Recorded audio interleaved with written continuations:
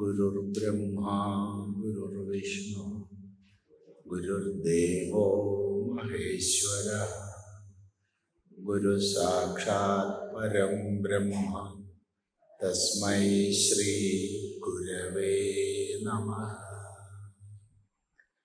ഓം സദാശിവസമാരംഭാം ശങ്കരാചാര്യമധ്യമാം അസ്മദാചാര്യപര്യന്താം വന്ദേ ഗുരുപരമ്പരാ. നമ്മൾ അദ്വൈത ദീപികയിൽ 4-ാം ശ്ലോകമാണ് ശ്രദ്ധിക്കുന്നത്. പേരായിരം പ്രതിഭയായിരമിങ്ങിവറ്റിലാരാലെഴും വിഷയമായിരമാം പ്രപഞ്ചം ഓരായികിൽ നേരിതു കിനാവുണരും വരേക്കും നേരാമുണർന്നളവുണർന്നവനാമശേഷം നേരല്ല ദൃശ്യമിതു ദൃക്കിന നീക്കി നോക്കിൽ വേറല്ല വിശ്വമറിവാം മരുവിൽ പ്രവാഹം കാര്യത്തിൽ നിൽപ്പതിഹ കാരണസത്തയന്യേ വേറല്ല വീശിയിലിരിപ്പതു വാരിയത്രേ വാസസ്സു തന്തുവിതു പഞ്ഞിയിതാദിമൂലഭൂതപ്രഘാതമിതു മോർക്കികിലിപ്രകാരം ബോധത്തിൽ നിന്നു വിലസുന്നു മരുസ്ഥലത്തു ബാധസ്സു പോലെ പരമാവധി ബോധമത്രേ. വൃത്തിസ്ഥമാമറിവിൽ വിശ്വവുമില്ലതിൻ്റെ വിത്താം അവിദ്യയതുമില്ല വിളക്കു വന്നാൽ അദ്ദിക്കിലെങ്ങും ഇരുളിൽ ഉടനങ്ങു വർത്തിവിട്ടാൽ വിളക്കു പൊലിയുന്നിരുളും വരുന്നു. വൃത്തിസ്ഥമാമറിവിൽ വിശ്വവുമില്ല, അതിൻ്റെ വിത്താം അവിദ്യയതുമില്ല. വൃത്തിസ്ഥമാമറിവ്, വൃത്തിയിൽ നിലകൊള്ളുന്ന അറിവ്. അതിനെക്കുറിച്ച് ഇന്നലെ നമ്മൾ സാമാന്യമായി വിചാരം ചെയ്തു. ഒന്നുകൂടി ഓർമ്മിപ്പിക്കുകയാണ്.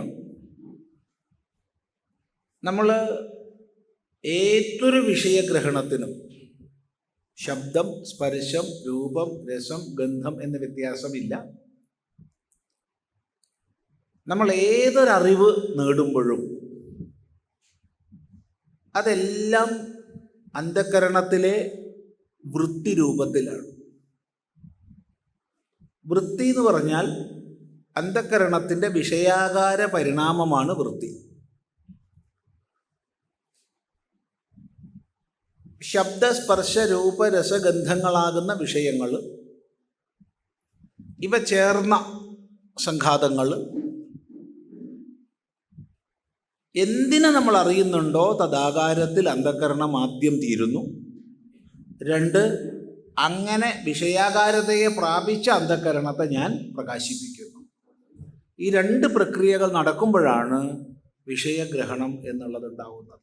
അപ്പോൾ വേദാന്തം സംശയലേശമെന്നേ നമ്മളോട് പറയുന്നു, എപ്രകാരം വിഷയജ്ഞാനത്തിന് വൃത്തി വേണമോ അപ്രകാരം തന്നെ ആത്മജ്ഞാനത്തിനും വൃത്തി അനിവാര്യമാണ്. വൃത്തി ഉദിച്ചാൽ മാത്രമേ അത് അറിവായി തീരും. വൃത്തി ഉദിച്ചാൽ മാത്രമേ അത് അറിവായി തീരൂ. അപ്പം സാമാന്യ വിഷയജ്ഞാനവും ആത്മജ്ഞാനവും തമ്മിൽ പിന്നെ എന്ത് വ്യത്യാസം എന്നാണെങ്കിൽ ഒറ്റ വ്യത്യാസമേ ഉള്ളൂ.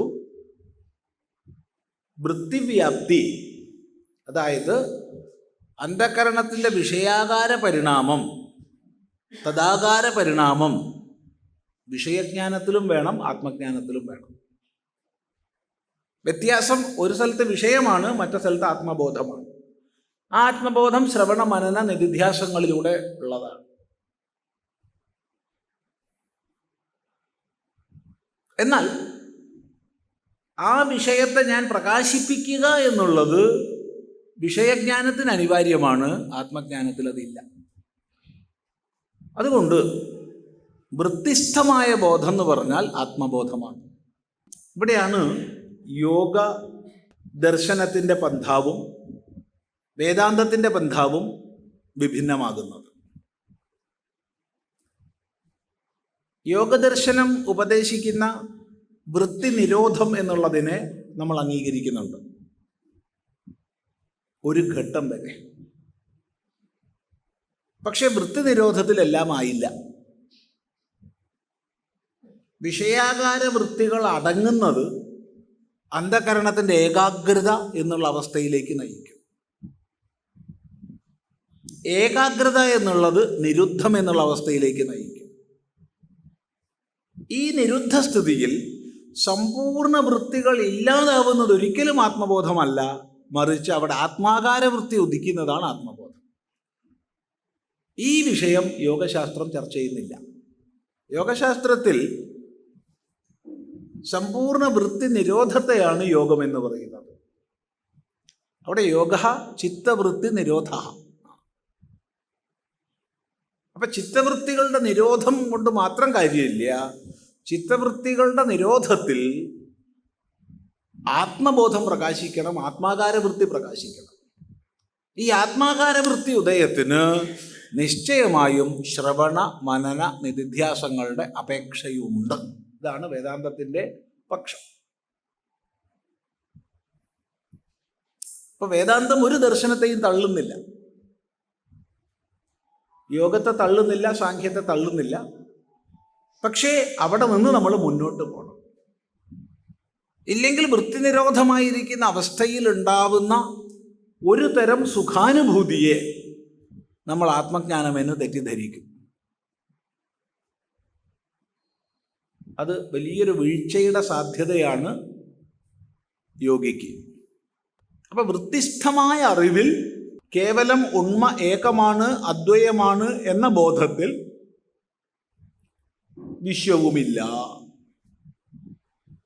ഈ വൈജാത്യപൂർണമായ വിവിധ പദാർത്ഥങ്ങളോടുകൂടി നേരത്തെ പറഞ്ഞ പ്രപഞ്ചം, ഈ സംസാരം, ഈ വിശ്വം, അത് താനേ അടങ്ങി. ഏതുപോലെ പ്രകാശം വന്നപ്പോൾ ഇരുട്ടിൻ്റെ സൃഷ്ടികൾ പോയി. ഇപ്പോൾ ഇരുട്ടിൻ്റെ സൃഷ്ടികൾ എന്തൊക്കെയാണെന്ന് ചോദിച്ചാൽ പലതുണ്ട്. ഇരുട്ടിൻ്റെ സൃഷ്ടികൾ പലതുണ്ട്. ഇരുട്ടിൻ്റെ സൃഷ്ടികളെ കൊണ്ട് ഒരുപാട് പേര് ജീവിക്കുന്നതന്നുണ്ട്. ഇല്ല, പ്രേതം, പിന്നെന്താ പിശാച്, അങ്ങനെ പലതും ഉണ്ട്. ഇരുട്ട് നീങ്ങി അതൊക്കെ നീങ്ങി. അത് ശ്രദ്ധിക്കുക. ഞാൻ ഓർമ്മിക്കുകയാണ്, ഞാൻ പിശാചിനെ കണ്ടത്. അയ്യോ, വല്ലാത്ത പേടി പേടിച്ചു. ഇപ്പോഴും ഓർമ്മയുണ്ട്. ഒരു 4ാം ക്ലാസ്സിൽ പഠിക്കണ പ്രായത്തിലാവും. 4ന് മുകളിലില്ല, 3ഓ 4ഓ എന്ന് ഓർമ്മയില്ല, അത്രയേ ഉള്ളൂ. അപ്പോൾ വലിയ ഇടനാഴി, ആ ഇടനാഴിക്ക് 2-3-4 ജനവാതിലുണ്ട്. അവിടെ മണ്ണെണ്ണ വിളക്ക് വെച്ചിട്ട് എന്തോ പഠിക്കുന്നുണ്ട്. അപ്പോൾ ആ പ്രായത്തിൽ പഠിക്കുമ്പോൾ പകുതി പുസ്തകത്തിലേക്കും ഉണ്ടാവും, പകുതി ജനവാതിലൂടെ പുറത്തേക്കും ഉണ്ടാവും നോട്ടം. മുത്തശ്ശിയുടെ കഥകൾ കേട്ട് കേട്ട് വലിയൊരു കഥാ സാമ്രാജ്യമുണ്ട് ഉള്ളിൽ. അതിൽ പിശാച്, പ്രേതം, ഭൂതം, ദൈവം, അപ്സരസ്, ഗന്ധർവൻ, കിന്നരൻ, അത് ഇത് ഒക്കെ ഉണ്ട്. പക്ഷെ എന്തായാലും അന്ന് ഞാൻ പിശാചിനെ കണ്ടു, ഉറപ്പായിട്ടും. പിന്നെ പുസ്തകത്തിലേക്ക് നോക്കാൻ തോന്നില്ല, പിന്നെ അങ്ങോട്ടാണ് നോക്കണത്. അപ്പോൾ നോക്കുന്നതിനനുസരിച്ച് പിശാച് ഇങ്ങനെ തിളങ്ങുന്നുണ്ട്, ഇളകുന്നുണ്ട്. അതോടുകൂടി പേടിയായി, കരഞ്ഞു, ബഹളം വെച്ചു. എന്താണ്? പിശാച്. എവിടെ? അവിടെ ഉണ്ട്. ഞാൻ അപ്പം വരാ പറഞ്ഞു അച്ഛൻ. ആ കാലത്ത് വലിയ ടോർച്ചുണ്ട്, 5 കട്ട ഇടണ, ഒരു ഇരുമ്പിൻ്റെ വടി, ഒരു കത്തി, ഇതൊക്കെ ആയിട്ടാണ് അച്ഛൻ വരുന്നത്. നമുക്ക് പോവാം. ഇതൊന്നും ഇല്ലാണ്ട് അച്ഛൻ വന്നാൽ അച്ഛൻ്റെ കൂടെ പോകില്ല എന്ന് ഉറപ്പാണ്. പക്ഷെ ഇതൊക്കെ ആയി വന്നതുകൊണ്ട് ധൈര്യമുണ്ട്. കാരണം 1 കത്തിയുണ്ട്, 2 ഇരുമ്പിൻ്റെ വടിയുണ്ട്, ടോർച്ചുണ്ട്. അങ്ങനെയാണ് കൂടെ പോകാൻ ധൈര്യം വരുന്നത്. പോയി, എവിടെ പിശാച്? എവിടെയാണ്? നോക്കുമ്പോൾ എന്താണ്? വാഴയില തൂങ്ങി ആടുകയാണ്. ഇളം കാറ്റത്ത് അതിങ്ങനെ ഇളകുന്നുണ്ട്. പൂർണ്ണ ചന്ദ്രനില്ല, ഒരിളം നിലാവേ ഉള്ളൂ. ആ ഇളം നിലാവ് ചെടികൾക്കിടയിലൂടെ വന്നിട്ട്, വൃക്ഷങ്ങളുടെ ശിഖരങ്ങൾക്കിടയിലൂടെ വന്നിട്ട് ഈ വാഴയിലയിൽ തട്ടി പ്രതിഫലിക്കുകയാണ്. അത് ഇളം കാറ്റിൽ ഇളകുകയാണ്. ഇതല്ലേ ഇത് തന്നെ, ഇവിടെ തന്നെ. ഒന്ന് തൊട്ടോളൂ, തൊട്ടു. വാഴയിലയാന്ന് ഉറപ്പായില്ലേ? ഉറപ്പായി. ഇനി പിശാചി വരുമോ? ഇനിയില്ല. നേരെ മറിച്ച് അന്നത് ടോർച്ചടിച്ച് കാണിക്കുകയും കൈകൊണ്ട് തൊടുവിക്കുകയും ചെയ്തില്ലായിരുന്നെങ്കിൽ അത് പിശാചായി ശേഷിക്കുമായിരുന്നു. ആ പിശാചി പിന്നെയും വരുമായിരുന്നു. ചിലപ്പോൾ മന്ത്രവാദികളെടുത്ത് കൊണ്ടുപോകുമായിരുന്നു. അവർ ഊതിക്കെട്ടി അന്നത്തെ ദക്ഷിണയും വാങ്ങി ഇരിക്കുമായിരുന്നു. ഇതൊക്കെ സംഭവിക്കുക സ്വാഭാവികമായിട്ട്. ഇനി അതിനേക്കാൾ കവിഞ്ഞു പോയി കഴിഞ്ഞാൽ പ്രശ്നമാവും, വിഭ്രാന്തി വരും പിശാചിനെ കണ്ടിട്ടുള്ള. അപ്പോഴും മന്ത്രവാദം കൊണ്ട് ഗുണം ചെയ്യും, തീർച്ചയായിട്ടും ഗുണം ഉണ്ടാവും. ഉണ്ടായിട്ടില്ല വെച്ചാൽ വല്ല ഡോക്ടറെ അടുത്ത് കൊണ്ടുപോകേണ്ടി വരും. ഇതൊക്കെയാണ് സംഭവിക്കുക. പക്ഷേ അവിടെ പ്രകാശം എന്നുള്ളത് വന്നു, വൃത്തിജ്ഞാനം ഉണ്ടായി. എന്താ വൃത്തിജ്ഞാനം? ഇത് വാഴയിലയാണ്, ഇത് വാഴയിലയാണെന്ന ബോധം ഏത് നിമിഷം വന്നോ ആ നിമിഷം പിശാച് പോയി. ഇനിയിപ്പോൾ ആരവിടെ പിശാച് ഉണ്ടെന്ന് പറഞ്ഞാലും അത് അംഗീകരിക്കാൻ പോകുന്നില്ല. ഇനി ഒറിജിനൽ പിശാച് വന്നാൽ പോലും അങ്ങനെ ഉണ്ടല്ലോ, അംഗീകരിക്കാൻ പോകുന്നില്ല. അപ്പോൾ എവിടെ വെളിച്ചം വന്നോ അവിടെ ഇരുട്ടിൻ്റെ സൃഷ്ടികളില്ല, വിശ്വമില്ല. അതിൻ്റെ വിത്താം അവിദ്യ അതുമില്ല. വിത്ത് ഈ വിശ്വത്തിൻ്റെ മുഴുവൻ മൂലകാരണമായ അവിദ്യയുമില്ല. അവിദ്യ വിലയിച്ചു കഴിഞ്ഞു. അപ്പോൾ അവിടെ ചോദ്യം വരുന്നുണ്ട്, ഈ ജ്ഞാനിയിൽ പൂർണ്ണമായ അവിദ്യ വിലയിച്ചിട്ടുണ്ടോ? ഇല്ല ചോദ്യമാണ്. കാരണം ഇതിപ്പോൾ വിജ്ഞാനദശയായോ? വൃത്തിഷ്ഠമായ അറിവുദിച്ചു, ശരി, സമ്മതിച്ചു. പക്ഷേ അതുകൊണ്ട് വിജ്ഞാനദശയായിട്ടുണ്ടോ?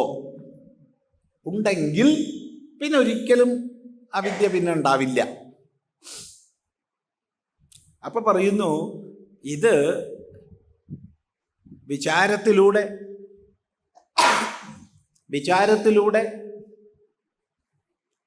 വൃത്തി ഉദിച്ചു എന്നുള്ളത് ശരിയാണ്. വൃത്തി ഉദിച്ചു എന്നുള്ളത് ശരിയാണ്. ഇപ്പോൾ ആ അവസ്ഥ ചർച്ച ചെയ്താൽ മതി. കുറച്ചും കൂടി കഴിഞ്ഞ് നമുക്കിനി കുറച്ചും കൂടി ഗഹനമായി ചർച്ച ചെയ്യാനുണ്ട്, കുറച്ചും കൂടി ആഴത്തിൽ ചർച്ച ചെയ്യാനുണ്ട്. എത്ര പേര് കൂടെ വരുന്നൊന്നും അറിയില്ല കേട്ടോ. ഈ ഇരിക്കണവരൊക്കെ കൂടെ വരുന്നു വിചാരിക്കുക. ദഹനക്കേടായി എന്നൊന്നും പറഞ്ഞേക്കരുത് നാളെ.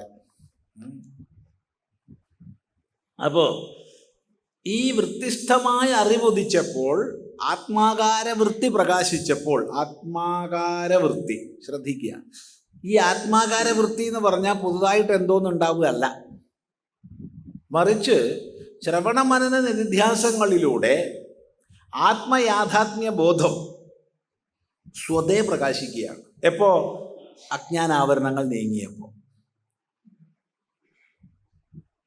അജ്ഞാനാവരണങ്ങളുടെ നീക്കത്തിൽ ആത്മയാഥാത്മ്യം സ്വതവേ പ്രകാശിക്കുന്നതാണ്. ആ പ്രകാശത്തിൽ വിശ്വവുമില്ല, അതിൻ്റെ വിത്താം അവിദ്യ അതുമില്ല. അതിൻ്റെ വിത്താകുന്ന മൂലകാരണമാകുന്ന അവിദ്യയുമില്ല. ഏതുപോലെ? വിളക്ക് വന്നാൽ അദ്ദിക്കിലെങ്ങും ഇരുളില്ല. അതുപോലെ ലളിതമാണ്. വിളക്ക് വന്നാൽ അദ്ദിക്കിലെങ്ങും ഇരുളില്ല. വ്യക്തമാണല്ലോ. 1000 കൊല്ലമായിട്ടുള്ള ഇരുളാണ്. അതുകൊണ്ട് കുടികിടപ്പൊന്നും കൊടുക്കേണ്ട ആവശ്യമില്ല. എപ്പോൾ വിളക്ക് വന്നോ അവിടെ ഇരുട്ടില്ല, ഇരുളില്ല. എന്നാൽ ഒരു പ്രശ്നമുണ്ട്. എന്താ പ്രശ്നം? ഉടനങ്ങ് വർത്തി വിട്ടാൽ വിളക്ക് പൊലിയുന്നു, ഇരുളും വരുന്നു. ഇത് വേദാന്തത്തിൽ സൂക്ഷ്മമായ ചർച്ച നടക്കേണ്ടുന്ന ഒരു സന്ദർഭമാണ്. കാരണം വേദാന്തശാസ്ത്രം ആവർത്തിച്ചു പറയുന്നു, വിജ്ഞാനിക്ക് ഒരിക്കലും പുനഃ അജ്ഞാനപ്രാപ്തിയില്ല. വിജ്ഞാനിയെ സംബന്ധിച്ച് പിന്നെ അജ്ഞാനം എന്നൊന്നില്ല. ഞാൻ മനുഷ്യനാണ് എന്നറിയുന്ന ഒരാൾക്ക് ഞാൻ മനുഷ്യനല്ല എന്ന് വരുമോ എന്നുള്ള സന്ദേഹം ഉണ്ടാവുമോ? ഇല്ല. ഞാൻ മനുഷ്യനല്ല എന്ന ബോധം ഉണ്ടാവുമോ? ഭ്രമം ഉണ്ടാവുമോ? അതും ഉണ്ടാവില്ല. ഞാൻ മനുഷ്യനല്ല എന്ന അറിവോ, ആ അറിവ് യഥാർത്ഥ ജ്ഞാനമല്ല, യഥാർത്ഥ ജ്ഞാനമാണ്, എങ്കിലും ജ്ഞാനം എന്ന് പറയാം അതിനെ. അത് ഭ്രമജനിതമായ ജ്ഞാനമാണ്. അഥവാ ഞാൻ മനുഷ്യനാണോ എന്ന സന്ദേഹമോ ഉണ്ടാവില്ല ഞാൻ മനുഷ്യനാണെന്ന് അറിഞ്ഞ ആൾക്ക്. ഇതിന് ശാസ്ത്രത്തിൽ ഒരു ദൃഷ്ടാന്തം പറയുന്നുണ്ട്. ഒരാൾ ഞാൻ രാധേയനാണ് എന്ന് കണക്കാക്കി ജീവിക്കുകയാണ്. ഞാൻ രാധേയനാണ്. ആരാണ്? കർണനാണ്. കർണൻ രാധേയനാണ്. പിന്നീട് കർണൻ മനസ്സിലാക്കുകയാണ്, രാധേയൻ മനസ്സിലാക്കുകയാണ്, ഞാൻ കൗന്ദയനാണ്. ഏത് നിമിഷം ഞാൻ കൗന്ദയനാണെന്ന് മനസ്സിലാക്കിയോ ആ നിമിഷം മുതൽ താൻ ആരാണ്? കൗന്ദയനാണ്. അത് വെച്ചിട്ട് കുന്തി പറഞ്ഞ പോലെ ജീവിക്കുന്നൊന്നും അർത്ഥമില്ല, അങ്ങനെ അർത്ഥമില്ല. പക്ഷെ ഉള്ളിനുള്ളിൽ അറിയാം ഞാൻ കൗന്ദയനാണ്. ഇനി ഇത് എത്ര മറച്ചു വെച്ചാലും ഞാൻ കൗന്ദയനാണെന്നുള്ള ബോധം അവിടെ ഉണ്ട്. അപ്പൊ വിജ്ഞാനിക്ക് വീണ്ടും അജ്ഞാനപ്രാപ്തി ഇല്ല. പക്ഷേ ഇവിടെയാണ് ജ്ഞാനവിജ്ഞാനങ്ങളെ നമ്മളൊന്ന് തരംതിരിച്ച് മനസ്സിലാക്കേണ്ടത്. തൻ്റെ ഗീതോപദേശത്തിൽ ഭഗവാൻ അനേക സന്ദർഭങ്ങളിൽ ജ്ഞാനം വിജ്ഞാനസഹിതം, ജ്ഞാനം സവിജ്ഞാനം എന്നൊക്കെ പറഞ്ഞിട്ടുണ്ട്. ആ സന്ദർഭങ്ങളിലൊക്കെ ഭഗവാൻ ഭാഷ്യകാരൻ ശങ്കരാചാര്യസ്വാമികൾ പറഞ്ഞു തരും, ഗുരുശാസ്ത്രപൂർവകമായ ബോധമാണ് ജ്ഞാനം.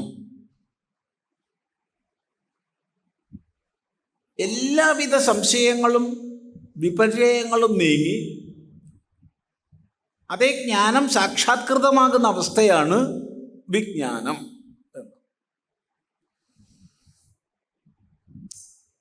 വിജ്ഞാനിക്ക് പിന്നെ ഒരിക്കലും ഇളക്കമില്ല.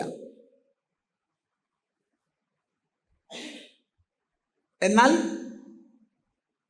അഭ്യാസത്തിൻ്റെ ഘട്ടത്തിലുള്ള ജ്ഞാനിക്ക്, ആവർത്തിക്കാം, അഭ്യാസത്തിൻ്റെ ഘട്ടത്തിലുള്ള ജ്ഞാനിക്ക് വീണ്ടും വീഴ്ച വരാം, വന്നൂടാന്നില്ല. വല്ലാത്തൊരു പ്രയോഗം ശ്രീനാരായണ ഗുരുദേവൻ തന്നെ ചെയ്തിട്ടുണ്ട്. ആത്മോപദേശ ശതകം ആരംഭിക്കുന്നത് അറിവിലുമേറി അറിഞ്ഞിടുന്നവൻ തന്നുരുവിലും ഒത്തുപുറത്തു മൊജ്വലിക്കും കരുവിന് കണ്ണുകൾ അഞ്ചുമുള്ളടക്കി തെരുതര വീണ് വണങ്ങി യോതിടേണം എന്നാണ്. അവിടെ ഈ അറിവിലുമേറി അറിഞ്ഞിടുക എന്നുള്ള പ്രയോഗം എന്താണ്? അതിൻ്റെ വ്യാപ്തി എന്താണ്? അതിനെക്കൊണ്ട് ഉപനിഷത്ത് പറയുന്നുണ്ട്, തമേവ ധീരോ വിജ്ഞായ പ്രജ്ഞാം കുർവീത ബ്രാഹ്മണ നാനുധ്യായാൻ ബഹൂൻ ശബ്ദാൻ വാചോ വിഗ്ലാപനം ഹി തത് എന്ന്. തമേവ ധീരോ വിജ്ഞായ പ്രജ്ഞാം കുർവീത ബ്രാഹ്മണ. ആ പരമസത്യത്തെ തന്നെ സാക്ഷാത്കരിച്ചിട്ട് പ്രജ്ഞയെ ഉറപ്പിക്കണം. ഇതാണ് വിദ്വാൻ വേണ്ടത്. അല്ലാതെ ഒരുപാട് ഗ്രന്ഥങ്ങളെ പഠിക്കുന്നു എന്നുള്ളതല്ല. നാനുധ്യായാൻ ബഹൂൻ ശബ്ദാൻ വാചോ വിഗ്ലാപനം ചെയ്തത്, അത് വാക്കസർത്താണ്. ഒരുപാട് ഗ്രന്ഥരാശികളെ പഠിക്കുന്നു, അതിൽ അഭിമാനിക്കുന്നു എന്നുള്ളത് കേവലം വാക്കസർത്തായി തീരാം. പാണ്ഡിത്യ അഭിമാനത്തിലേക്ക് നയിക്കാം. ഞാൻ വലിയ പണ്ഡിതനാണെന്നുള്ള അഭിമാനത്തിലേക്ക് നയിക്കാം. എന്ന് വെച്ചാൽ ഗ്രന്ഥജ്ഞാനം വേണ്ടെന്നാണോ പറഞ്ഞത്? അല്ല, ഒരിക്കലും അല്ല. വൃത്തി ഉദിക്കുന്നതിന് ആവശ്യമായ ശ്രവണ മനന നിധ്യാസങ്ങൾ വേണം. വൃത്തി ഉദിച്ചു കഴിഞ്ഞാൽ അതിനെ ഉറപ്പിക്കാനാണ് നോക്കേണ്ടത്. ഈ ഘട്ടത്തിൽ ഇവിടെ വിവേകത്തിൻ്റെ തലത്തിൽ ആത്മയാഥാത്മ്യത്തെ ഗ്രഹിച്ചു, സംശയരഹിതമായിട്ട് ഗ്രഹിച്ചു. അത് ശരിയാണ്. അതുകൊണ്ട് ഉറപ്പുണ്ട്, പരോക്ഷജ്ഞാനം കൊണ്ട് ഉറപ്പുണ്ട്, പരോക്ഷജ്ഞാനിക്ക് ഉറപ്പുണ്ട്. പക്ഷേ അത് അപരോക്ഷ സാക്ഷാത്കാരമായിട്ടില്ല. അതുകൊണ്ട് ഈ ദശയിൽ വർത്തി വിട്ടാൽ, തിരി വിട്ട് കഴിഞ്ഞാൽ, വർത്തി തിരി വിട്ടാൽ വിളക്ക് പൊലിയുന്നു. അങ്ങനെ വിളക്ക് പൊലിഞ്ഞാലോ ഇരുളും വരുന്നു. ഇരുള് വന്നാലോ നേരത്തെ ഇരുട്ടിൻ്റെ സൃഷ്ടികളൊക്കെ വീണ്ടും വരാം. അതുകൊണ്ട് ഈ അവസ്ഥയിലുള്ള സാധകനാണ്, അല്ലെങ്കിൽ ജ്ഞാനിയാണ് ഏറ്റവും കരുതലോടുകൂടി ജീവിക്കേണ്ടത്. വിളക്കുണ്ടായിരുന്നു എന്ന് പറഞ്ഞിട്ട് കാര്യമില്ല, അതിൻ്റെ തിരി വിട്ടുപോവാതെ നിലനിർത്തണം. ഏതുവരെ? ആ ആത്മബോധം സുദൃഢമാകുന്നത് വരെ. സുദൃഢമായി വിജ്ഞാന തലത്തിൽ ഇനി അതിനിളക്കം വരില്ല. അവിടെ ചോദിക്കുന്നുണ്ട്, വന്നൂടെ, വീണ്ടും അജ്ഞാനം വന്നൂടെ? വരില്ല. വന്നൂടെ? വരില്ല എന്ന്. അവിടെ വിദ്യാരണ്യസ്വാമികളൊരു ദൃഷ്ടാന്തം പറയുന്നുണ്ട്. ജീവിച്ചിരിക്കുന്ന ചുണ്ടലി പൂച്ചയെ ഭയപ്പെടുത്തുന്നില്ല, പിന്നെയല്ലേ ചത്തത് എന്ന്. ജീവിച്ചിരിക്കുന്ന എലിയല്ല, ചുണ്ടലി. പ്രത്യേകം ശ്രദ്ധിക്കണം. ചില എലീനെ കണ്ടാൽ പൂച്ച പേടിച്ചോടും ഇല്ല. ഇപ്പോഴത്തെ ചില എലികളൊക്കെ വലിയ എലികളുണ്ട്, പൂച്ച പോയ പോക്ക് വഴി കാണില്ല. അതുകൊണ്ടാണ് ആചാര്യൻ എന്ത് പറഞ്ഞത്? ചുണ്ടലി എന്ന് പറഞ്ഞത്. ജീവൻ ആഘൂർണമാർജാരം ഹന്തി കഥം പുനഃ മൃത.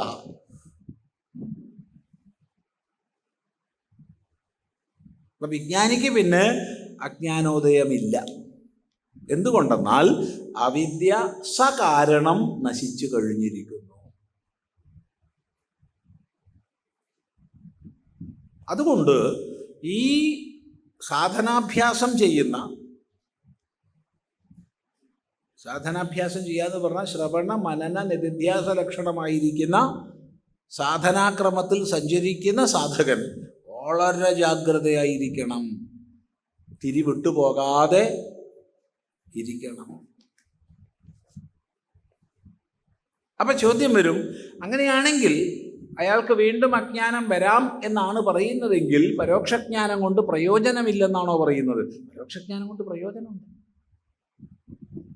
പരോക്ഷജ്ഞാനമുള്ള ആൾക്ക് അറിയാം, ആ അറിവ് ഇളകൊന്നുമില്ല, അറിവ് പോവില്ല. പക്ഷേ എന്നാലും അവിടെ മായായവനിക വരാം. അത് അപരോക്ഷ സാക്ഷാത്കാരമായാൽ പിന്നെ ഇളക്കമില്ല, വ്യക്തമാണെന്ന് വിചാരിക്കുന്നു. ഇതാണ് ഈ പറഞ്ഞതിൻ്റെ താല്പര്യം. നോക്കൂ, വൃത്തിഷ്ഠമാമറിവിൽ വിശ്വവുമില്ലതിൻ്റെ വിത്താം അവിദ്യ അതുമില്ല വിളക്കു വന്നാൽ അതിക്കിലെങ്ങും ഇരുളില്ലുടനങ്ങു വർത്തി വിട്ടാൽ വിളക്കു പൊലിയുന്നിരുളും വരുന്നു. അപ്പൊ വൃത്തിഷ്ഠമാമറിവിൽ വിശ്വവുമില്ല, അതിൻ്റെ വിത്താം അവിദ്യയുമില്ല. അതാണ് ആദ്യത്തെ വാചകം. രണ്ടാമത്തത് അതിന് ഉദാഹരണം, വിളക്ക് വന്നാൽ അദ്ദിക്കിലെങ്ങും ഇരുളില്ല. ഇതാണ് ദൃഷ്ടാന്തം. എന്നാൽ ജ്ഞാനസാധകൻ ശ്രദ്ധിക്കേണ്ടതാണ്, ഉടനങ്ങ് വർത്തിവിട്ടാൽ വിളക്ക് പൊലിയുന്നു. അതുകൊണ്ട് ഉപനിഷത്ത് നമ്മളോട് പറയുന്നുണ്ട്, താവദേവ നിരോധവ്യം യാവത് ഹൃദി ഗതം ക്ഷയം. അത്ര കാലം വരെയും നിരോധാഭ്യാസം ചെയ്യണം. എത്ര കാലം? ഹൃദിഗതം ക്ഷയം. തൻ്റെ പ്രത്യേകാത്മബോധത്തിൽ ആത്മജ്ഞാനം വിലയിച്ചേകീഭവിക്കുന്നത് വരെ നിരോധം ചെയ്യണം.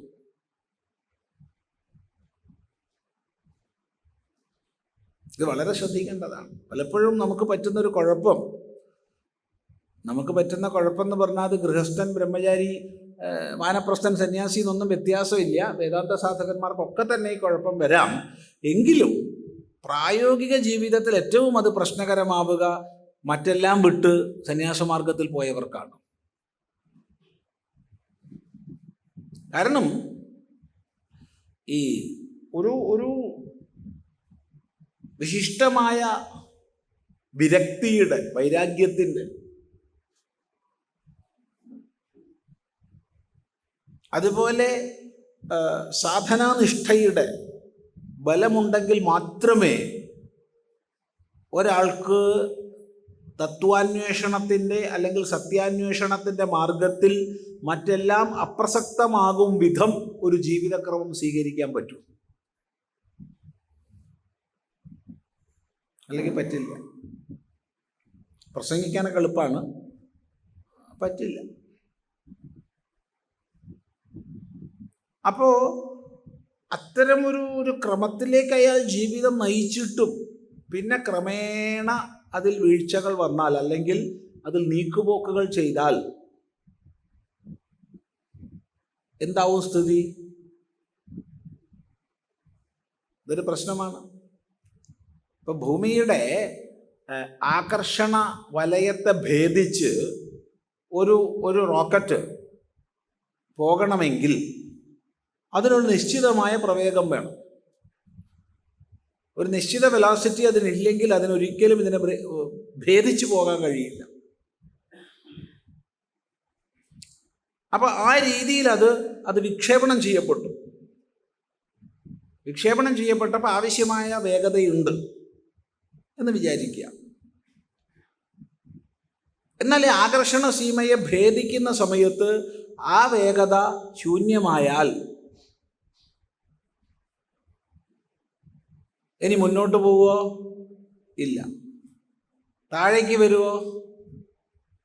ഇല്ല, താഴേക്ക് വരില്ല. കാരണം അവിടെ ആകർഷണം ഇല്ല. ആകർഷണം ഇത് ശൂന്യമായി. ഭൂമിയുടെ ആകർഷണം ശൂന്യമായതുകൊണ്ട് താഴേക്ക് വീഴില്ല. വേഗമില്ലാത്തതുകൊണ്ട് മുകളിലേക്കും പോവില്ല. നിന്നെടുത്ത് നിൽക്കുവോ? അതുമില്ല. പിന്നെ എന്ത് പറ്റും? കറങ്ങിക്കൊണ്ടേയിരിക്കും.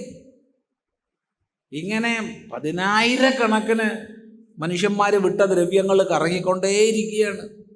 മാലിന്യങ്ങളും അവിടെ ഭൂമിയിലുള്ളതിനേക്കാൾ മാലിന്യമാണ് അത്ര അവിടെ. ആ പറഞ്ഞു കേൾക്കണത് ആര് കണ്ടു? ഇതൊക്കെ ഈ വിക്ഷേപിച്ച ഉപഗ്രഹങ്ങളുടെ കഷ്ണങ്ങളും മൂലകളും മാത്രമൊന്നും അല്ല എന്നാ പറയണത്. വേറെ വിസർജ്യങ്ങളടക്കം ലക്ഷക്കണക്കിന് പാക്കുകൾ ചുറ്റിക്കൊണ്ടേയിരിക്കുക എന്നാണ്. ആര് കണ്ടു? ഇതൊക്കെ സത്യസ്ഥിതി എന്താണെന്നൊക്കെ നമുക്കിതൊന്നും അറിയില്ലേ.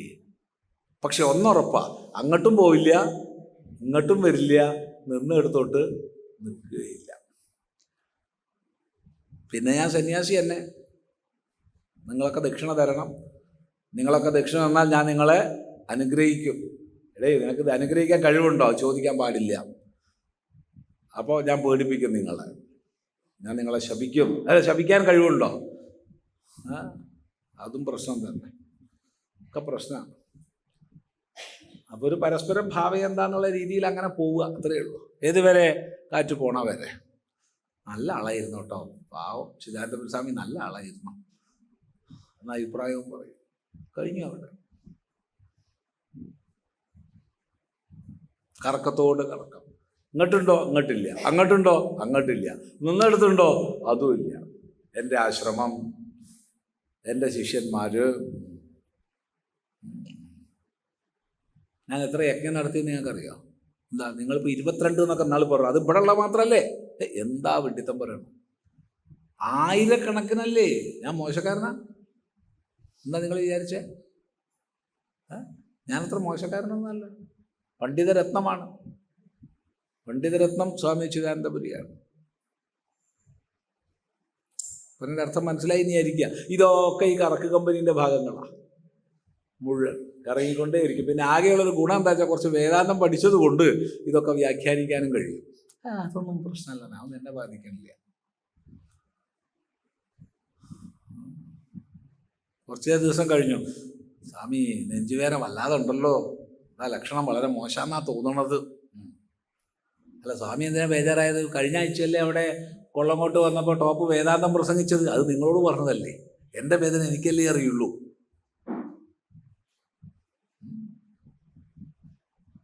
മനസ്സിലായില്ല? ഇതാണ് ഈ കറക്കം.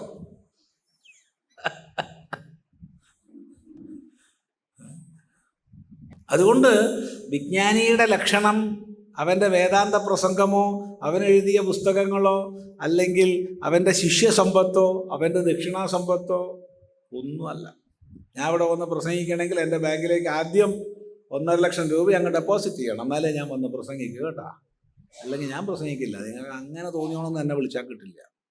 അത് നിങ്ങൾ അറിയാണ്ടിൻ്റെ സംഘാടകരായിട്ട് ഞാൻ ഒപ്പിക്കും. അതാണ്. അതുകൊണ്ട് അതൊന്നുമല്ല പറഞ്ഞത്. ആനന്ദം ബ്രഹ്മണോ വിദ്വാൻ ന ബിഭേദി കുതശ്ചന. എന്താണ് ജ്ഞാനിയുടെ ലക്ഷണം? വിജ്ഞാനിയുടെ ലക്ഷണം പറഞ്ഞത് അവൻ ഒന്നിൽ നിന്നും ഭയപ്പെടുന്നില്ല. ആനന്ദം ബ്രഹ്മണോ വിദ്വാൻ ന ബിഭേദി കദാചന. ബ്രഹ്മജ്ഞാനി ബ്രഹ്മവിജ്ഞാനി ഒരിക്കലും ഭയപ്പെടുന്നില്ല. ഇതേ ഉള്ളൂ, വേറൊന്നും പറഞ്ഞിട്ടില്ല. ബാക്കിയൊക്കെ ലൗകികന്മാർ പറയുന്നതാ. അതുകൊണ്ട് ജ്ഞാനവിജ്ഞാനങ്ങളുടെ വ്യത്യാസം നമ്മൾ മനസ്സിലാക്കുക. ജ്ഞാനിയെ സംബന്ധിച്ച് പറയുകയാണ്, വർത്തി വിട്ടാൽ വിളക്ക് പൊലിയുന്നു, ഇരുളും വരുന്നു. അതുകൊണ്ട് അങ്ങനെ സംഭവിക്കരുത്. ആ ഒരു അന്ധകാരത്തിലേക്ക് ആണ്ടുപോകരുത്. പിന്നെന്ത് വേണം? ദൃഢത കൈവരുന്നത് വരെ, വിജ്ഞാനത്തിൽ ഉറയ്ക്കുന്നത് വരെ ഈ വർത്തി വിടാതെ വെച്ചോളണം. മനസ്സിലായി എന്ന് വിചാരിക്കുക ഇല്ലേ? നോക്കൂ, വൃത്തിഷ്ഠമാമറിവിൽ വിശ്വവുമില്ലതിൻ്റെ വിത്താമവിദ്യയതുമില്ല. വിളക്കു വന്നാൽ അദ്ദിക്കിലെങ്ങും ഇരുളിലുടനങ്ങു വർത്തി വിട്ടാൽ വിളക്കു പൊലിയുന്നിരുളും വരുന്നു.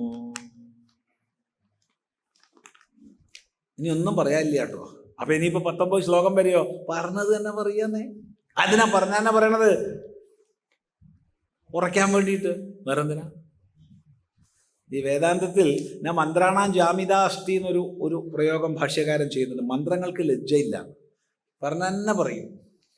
എന്തുകൊണ്ട് ലജ്ജയില്ല? എൻ്റെ ഗുരുനാഥ, നിങ്ങൾക്കൊരു നാണം വേണ്ടേ? ഇത് ഇത്ര കാലമായി നിങ്ങൾ ഈ കയറും പാമ്പും ഈ എന്താ പറയണ്ടേ സ്വർണവും ആഭരണവും ഒക്കെ പറയാൻ തുടങ്ങിയിട്ട് ഇപ്പോഴും അതിനല്ലേ പറയണത്? ഞാൻ 1000 കൊല്ലായി കേൾക്കണു എന്ന് തന്നെയാ പറയണം. നീ 1000 കൊല്ലായി കേൾക്കണോണ്ടാണ് ഞാൻ പറയണത്.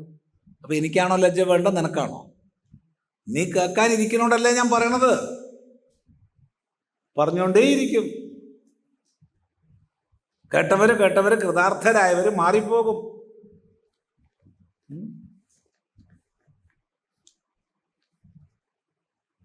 ഒരു 2-3 കൊല്ലം മുമ്പ്, 3-4 കൊല്ലം മുമ്പ്, ആ കോവിഡിന് തൊട്ട് മുമ്പുള്ള കാലത്താണ്, നമ്മൾ ചെറിയ ക്ലാസ്സിൽ പഠിച്ച സ്കൂളിൻ്റെ അടുത്ത് പോയി. എനിക്ക് അത്ഭുതമായി. സ്കൂൾ അവിടെ തന്നെ ഉണ്ട്. ഞാൻ വിചാരിച്ചത് എന്താണെന്നറിയോ? ഞാൻ പഠിച്ചു കഴിഞ്ഞപ്പോൾ സ്കൂൾ കഴിഞ്ഞു എന്നാണ്. ഞാൻ പാസ്സായതോടുകൂടി 7ാം ക്ലാസ് കഴിഞ്ഞപ്പോൾ ആ സ്കൂൾ നിർത്തിയെന്നാണ് ഞാൻ വിചാരിച്ചേ. നോക്കുമ്പോൾ അല്ല, അപ്പോഴും അത് തന്നെയാണ്. ഇപ്പോഴും എൻ്റെ ക്ലാസ്സിൻ്റെ പേര് 7ാം ക്ലാസ് തന്നെയാണത്രേ. ഇപ്പോഴും 5 കഴിഞ്ഞാൽ 6 ആണത്രേ, 6 കഴിഞ്ഞാൽ ഇപ്പോഴും 7 ആണത്രേ. അന്നും അങ്ങനെ തന്നെയായിരുന്നു. മനസ്സിലായില്ല? ശാസ്ത്രവും ആചാര്യനും ഒരേ ആശയത്തെ പറഞ്ഞുകൊണ്ടേയിരിക്കും. ആർക്ക് വൃത്തിഷ്ഠമായ അറിവ് പ്രകാശിച്ചോ അവര് വിട്ടുപോയിക്കൊണ്ടേയിരിക്കും. അവരപ്പുറത്ത് വേറെ സ്ഥലത്ത് പോയിരുന്ന് അവർക്ക് കിട്ടിയത് അവർ പറഞ്ഞു കൊടുത്തുകൊണ്ടേയിരിക്കും. ഇത് അനാദികാലമായി അനന്തമായി തുടരുന്നത് കൊണ്ട് സനാതനധർമ്മം ശോഭിക്കുകയാണ്. ഇത്രയേ ഉള്ളൂ. ഏതായാലും ഈ ശ്ലോകം നല്ലോണം ഉറപ്പിക്കുക.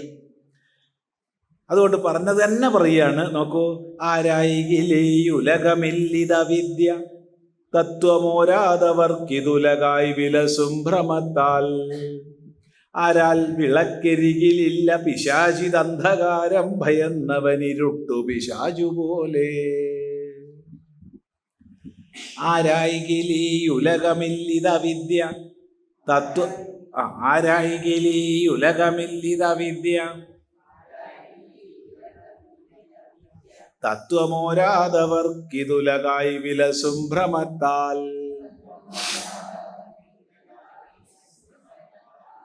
ആരാൽ വിളക്കരികിലില്ല പിശാച് ഇതന്ധകാരം ഭയന്നവനിരുട്ടു പിശാചു പോലെ.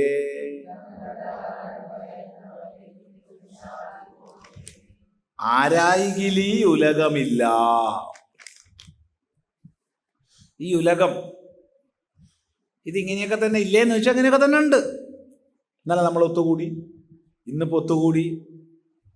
ഈ ചുമരും ഇതൊക്കെ അങ്ങനെ തന്നെയാണ് ഇന്നലെ ഉണ്ടായിരുന്നത്. ഈ ഇരിക്കുന്ന ആൾക്കാരൊക്കെ ഇന്നലെ ഉണ്ട്, ഇന്നും ഉണ്ട്. ഞങ്ങൾ നാളെയും വരും സ്വാമി. ഓ, നാളെ നമുക്ക് കാണാം. അപ്പം ഇതില്ല എന്ന് പറയാൻ പറ്റില്ല. എൻ്റെ പത്നിയില്ല, പതിയില്ല, ഒന്നും പറയാൻ പറ്റില്ല. ശത്രുവില്ല, മിത്രമില്ല, എല്ലാം ഉണ്ട്. ഈ വൈവിധ്യപൂർണമായി സകല അംഗപ്രത്യംഗങ്ങളോടും കൂടിയ ജഗത്തുണ്ട്. ശരി, ആരായെങ്കിൽ ഒന്ന് വിചാരം ചെയ്താലോ, ഇതിപ്പോൾ എന്താ ഉള്ളത്? ഒന്ന് ആലോചിച്ച് നോക്കൂ. നമ്മളിപ്പോൾ ഈ രൂപത്തിലൊക്കെ കണ്ടു. ഇവിടെ ആരാ നമ്മൾ? ഇപ്പോൾ ഇവിടെ ഒരു വക്താവും കുറേ ശ്രോതാക്കളുമാണ്. ഇപ്പോൾ 8:30 കഴിഞ്ഞാൽ വക്താവും ശ്രോതാവും ഇല്ല. 8:30 വരെയുള്ളൂ. 8:31 പോകരുത്.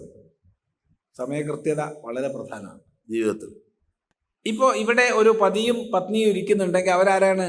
പതിയും പത്നിയും അല്ല, അവർ സഹശ്രോതാക്കളാണ്. ഇനി വേദാന്തത്തിൽ സഹശ്രോതാക്കളില്ല, വേദാന്തത്തിൽ ശ്രോതാവേ ഉള്ളൂ. മറ്റേതെങ്കിലുമൊക്കെ ആയിരുന്നെങ്കിൽ സഹശ്രോതാക്കൾ എന്ന് പറയാം. വേദാന്തത്തിൽ ശ്രോതാവ് മാത്രമേ ഉള്ളൂ, സഹശ്രോതാവില്ല. എൻ്റെ അടുത്ത് 1000 പേരുണ്ടെങ്കിലും ഞാൻ ഒറ്റയ്ക്ക് ആ വേദാന്തത്തിൽ കേൾക്കണത്, അത് പ്രത്യേകം ശ്രദ്ധിക്കുക. എൻ്റെ അപ്പുറത്തും ഇപ്പുറത്തും ആൾക്കാരുണ്ടെങ്കിൽ ഞാൻ വേദാന്തം കേൾക്കുന്നില്ല. എൻ്റെ മുകളിൽ ഫാൻ കറങ്ങുന്നുണ്ടെങ്കിൽ ഞാൻ വേദാന്തം കേൾക്കുന്നില്ല. വേറെ വിദ്യകളൊക്കെ ആണെന്ന് കേൾക്കാം. ഒന്നിച്ചു പോണേ, അർത്ഥം മനസ്സിലാക്കണേ. ശരി, അത് കഴിഞ്ഞ് 8:30 കഴിഞ്ഞു. 8:30 കഴിഞ്ഞപ്പോൾ പതിയും പത്നിയായി, സഹോദരിയും സഹോദരനുമായി, ഗുരു ശിഷ്യനുമായി. എന്തൊക്കെ വ്യക്തിത്വങ്ങളാണ്! അതോടൊപ്പം നമ്മുടെ ദൃഷ്ടി മാറി. വീട്ടിലെത്തിയപ്പോൾ വീണ്ടും മാറി, അച്ഛനായ അമ്മയായി. ശരി, ഇതിലേതാ ശരി? ഒക്കെ അതത് സമയത്ത് ശരിയാണ്. ഇവിടെ ഒരു അവയവ കച്ചവടക്കാരൻ വന്നു. അവൻ്റെ പരിപാടി പല പ്രൈവറ്റ് ഹോസ്പിറ്റലുകൾക്ക്, മെഡിക്കൽ കോളേജുകൾക്ക് അവയവം എത്തിച്ചു കൊടുക്കുകയാണ് അവൻ്റെ പണി.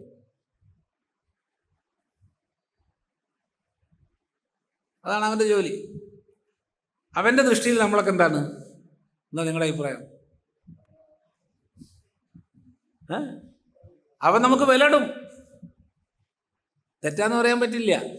നല്ലൊരു അത്യാവശ്യം ഒരാളെ കണ്ടു കഴിഞ്ഞാൽ ശരി, അവൻ്റെ ഹൃദയത്തിന് ഇത്ര കിട്ടും, അവൻ്റെ ശ്വാസകോശത്തിന് ഇത്ര കിട്ടും, ഇല്ലേ? അല്ലെങ്കിൽ ഇവളുടെ യൂട്രസിന് ഇത്ര കിട്ടും, അവൻ വില ഇട്ടു. സ്കെലിറ്റിന് അവസാനം ഇത്ര വില കിട്ടും. ഏതാ ശരി? അവനത് മാത്രമേ കാണുന്നുള്ളൂ, അവൻ വേറൊന്നും കാണുന്നില്ല. അവൻ്റെ ദൃഷ്ടിയിൽ നമ്മൾ കുറേ അവയവങ്ങളുടെ സംഘാതം മാത്രമാണ്. ശരി, ഇവിടെ രസതന്ത്രജ്ഞൻ വന്നു. എന്നാലോ ഒരു രസതന്ത്രജ്ഞൻ്റെ ദൃഷ്ടിയിൽ നമ്മൾ എന്താ? നമ്മൾ 40-40ഓളം മൂലകങ്ങളാണ്. അവൻ 100 ചില മൂലകങ്ങളൊന്നും അവിടെ എടുക്കില്ല. ആക്റ്റീവായിട്ട് ചേർന്നിട്ട് ഈ മനുഷ്യ ശരീരത്തെ രൂപപ്പെടുത്തിയിട്ടുള്ള മൂലകങ്ങളാണ് അവൻ്റെ ദൃഷ്ടിയിലിരിക്കുന്നത്. ഏറ്റവും അധികം കാർബണും ഹൈഡ്രജനും ഓക്സിജനും ഏറ്റവും അധികം. അത് ഓർഗാനിക് കെമിസ്ട്രി പഠിച്ചവർക്കതറിയാം. ഇതാണ് ഈ കാണുന്നൊക്കെ. പിന്നുണ്ട്, മറ്റു മൂലകങ്ങളുണ്ട്. സെലിനിയുണ്ട്, സിലിക്കൺ ഉണ്ട്, അതുണ്ട്, ഇതുണ്ട്, മാംഗനീസ് ഉണ്ട്, ഒക്കെ ഉണ്ട്, സമ്മതിച്ചു. പക്ഷെ മുഖ്യമായിട്ട് അവൻ ഇത്രേ കാണുന്നുള്ളൂ. ഒരു 10-40 മൂലകങ്ങളുടെ ചില ചർച്ചകളാണ് ഈ ഇരിക്കുന്നതൊക്കെ. അവൻ്റെ സൃഷ്ടി ശരിയാണോ അല്ലയോ? എന്താ അഭിപ്രായം? ശരിയാണ്. ഇവിടെ ഒരു ഊർജതന്ത്രജ്ഞൻ വന്നു. അപ്പോഴോ അവൻ നോക്കിയപ്പോൾ ഇതൊക്കെ രണ്ടാണ്, ദ്രവ്യവും ഊർജവും, വേറൊന്നുമില്ല. മാറ്റർ, എനർജി, വേറൊരു സാധനമില്ല. ഇതിലിപ്പോൾ ഏത് ദൃഷ്ടിയാ ശരി? ഒരു ഇറച്ചി കച്ചവടക്കാരൻ വന്നു. അവൻ നോക്കിയപ്പോൾ അവന് ഈ പാർട്ടൊന്നും വേണ്ട, അവയവൊന്നും വേണ്ട. അവനിത് മട്ടണിൽ ചേർക്കാൻ പറ്റുന്ന സാധനമാണ്. ചെറിയ ചില പ്രയോഗം ചെയ്ത് കഴിഞ്ഞാൽ മട്ടണിൽ ചേർക്കാം. അധികം വസ്തുക്കളൊന്നും ആവശ്യമില്ല, ഇത് മതി, അപ്പക്കാരം മതി. കുറച്ച് അപ്പക്കാരത്തിനെ വെള്ളത്തിൽ ഇട്ട് വെച്ച് കഴിഞ്ഞ് മട്ടണിൽ ചേർത്ത് കഴിഞ്ഞാൽ ഒരു മട്ടണിസ്റ്റിനും അത് മനസ്സിലാവില്ല. വിൽപ്പനയ്ക്ക് തയ്യാറാക്കാം. ഇതിൽ ഏത് ദൃഷ്ടിയാ ശരി പറയൂ?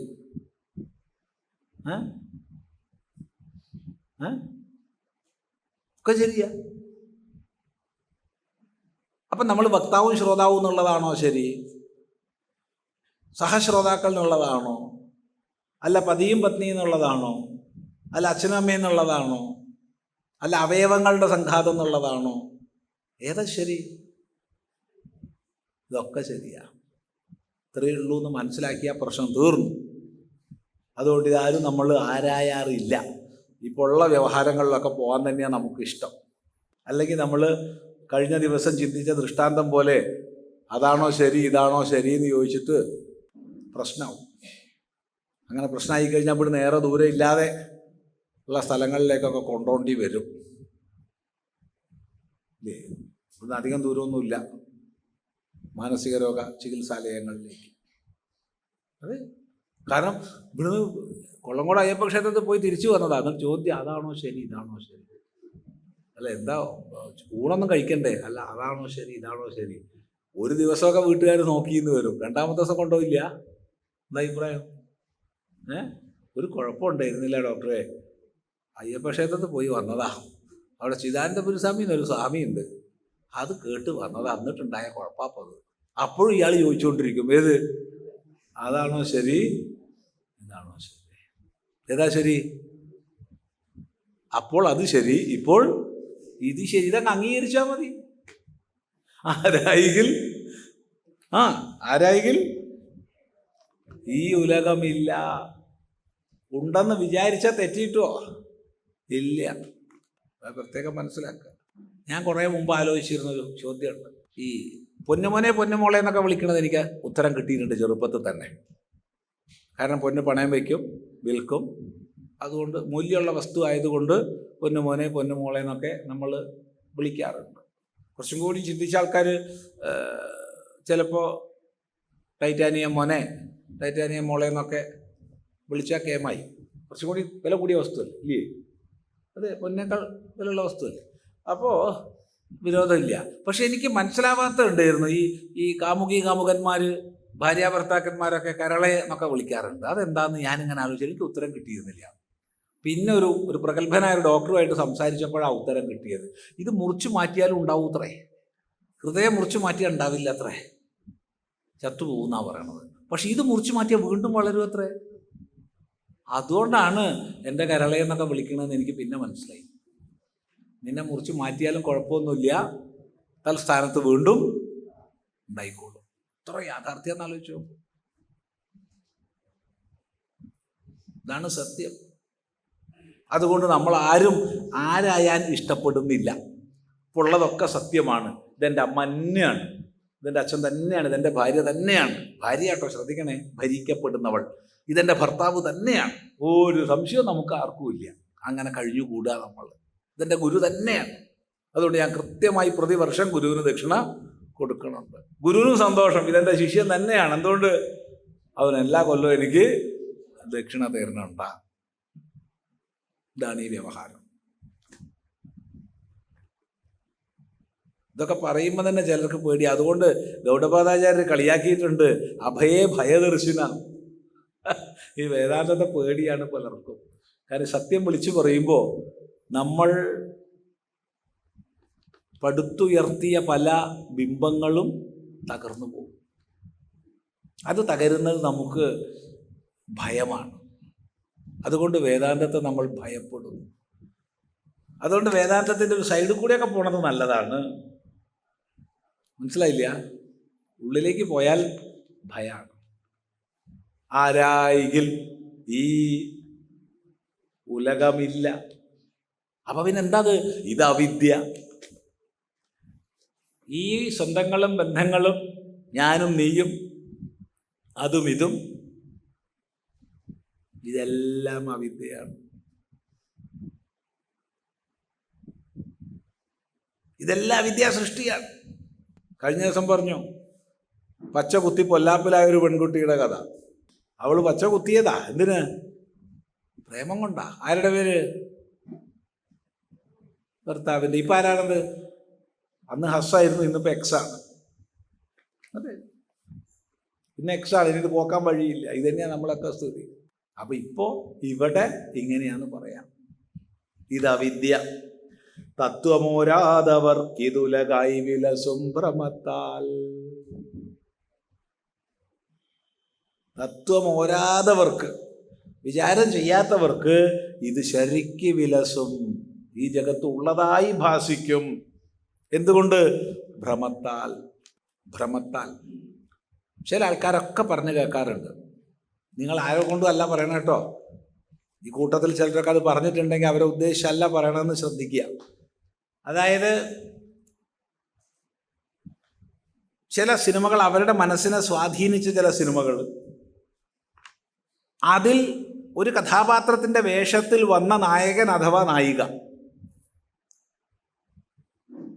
എന്നിട്ട് ഈ നായകൻ്റെ വ്യക്തിപരമായ പേര് പറഞ്ഞിട്ട് അയാൾ പറഞ്ഞ പോലെ എന്ന് പറയും. കേട്ടില്ല? കേട്ടിട്ടുണ്ടോ? പറഞ്ഞ് മോഹൻലാൽ പറഞ്ഞ പോലെ കേട്ടില്ല? അല്ലെങ്കിൽ ജഗതി ശ്രീകുമാർ പറഞ്ഞ പോലെ എന്ന് പറയും. ജഗതി ശ്രീകുമാർ അങ്ങനെ പറഞ്ഞോ? മോഹൻലാൽ അങ്ങനെ പറഞ്ഞോ? അവർ ഏതോ ഒരു സിനിമയിൽ ഒരു കഥാപാത്രമായി അഭിനയിച്ചപ്പോഴാണ് ആ കഥാപാത്രമാ പറഞ്ഞത്, ഇയാളല്ല. പക്ഷെ ഇത്രമാത്രം കാണുന്നവൻ താതാത്മ്യപ്പെട്ടു പോകുന്നു, ഇത് അയാൾ പറഞ്ഞതാണെന്ന് വിചാരിക്കുന്നു. പണ്ട് ദൂരദർശനിൽ രാമായണം വന്നപ്പോൾ രാമനായി അഭിനയിച്ച ആൾക്ക് മര്യാദയ്ക്ക് റോഡ് കൂടെ ഇറങ്ങി നടക്കാൻ വയ്യ, നാട്ടുകാർ മുഴുവൻ പൂജിക്കുക, കാൽക്കൽ വീഴുക. എന്ത് ചെയ്യും? ഒന്ന് ആലോചിച്ച് നോക്കും. അയാൾ വലിയ പൊല്ലാപാത്രം അനുഭവിച്ചത്.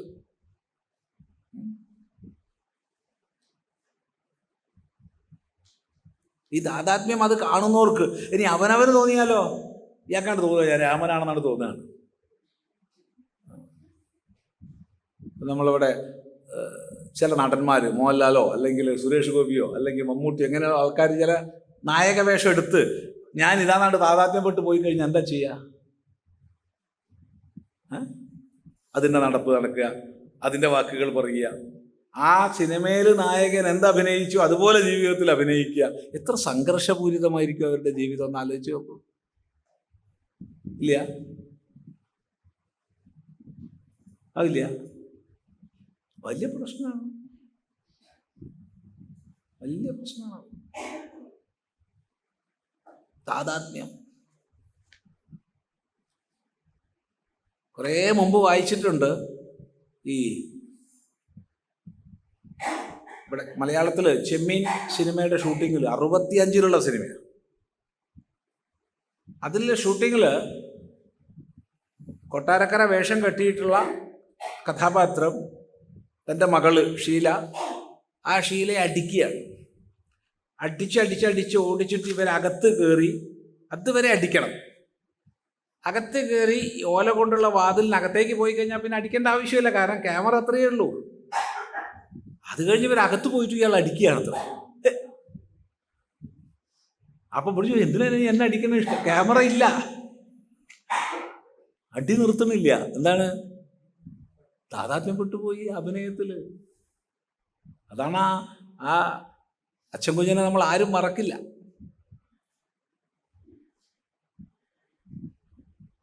ആ കഥാപാത്രത്തെ മറക്കില്ല. താതാത്മ്യപ്പെട്ടു പോയി.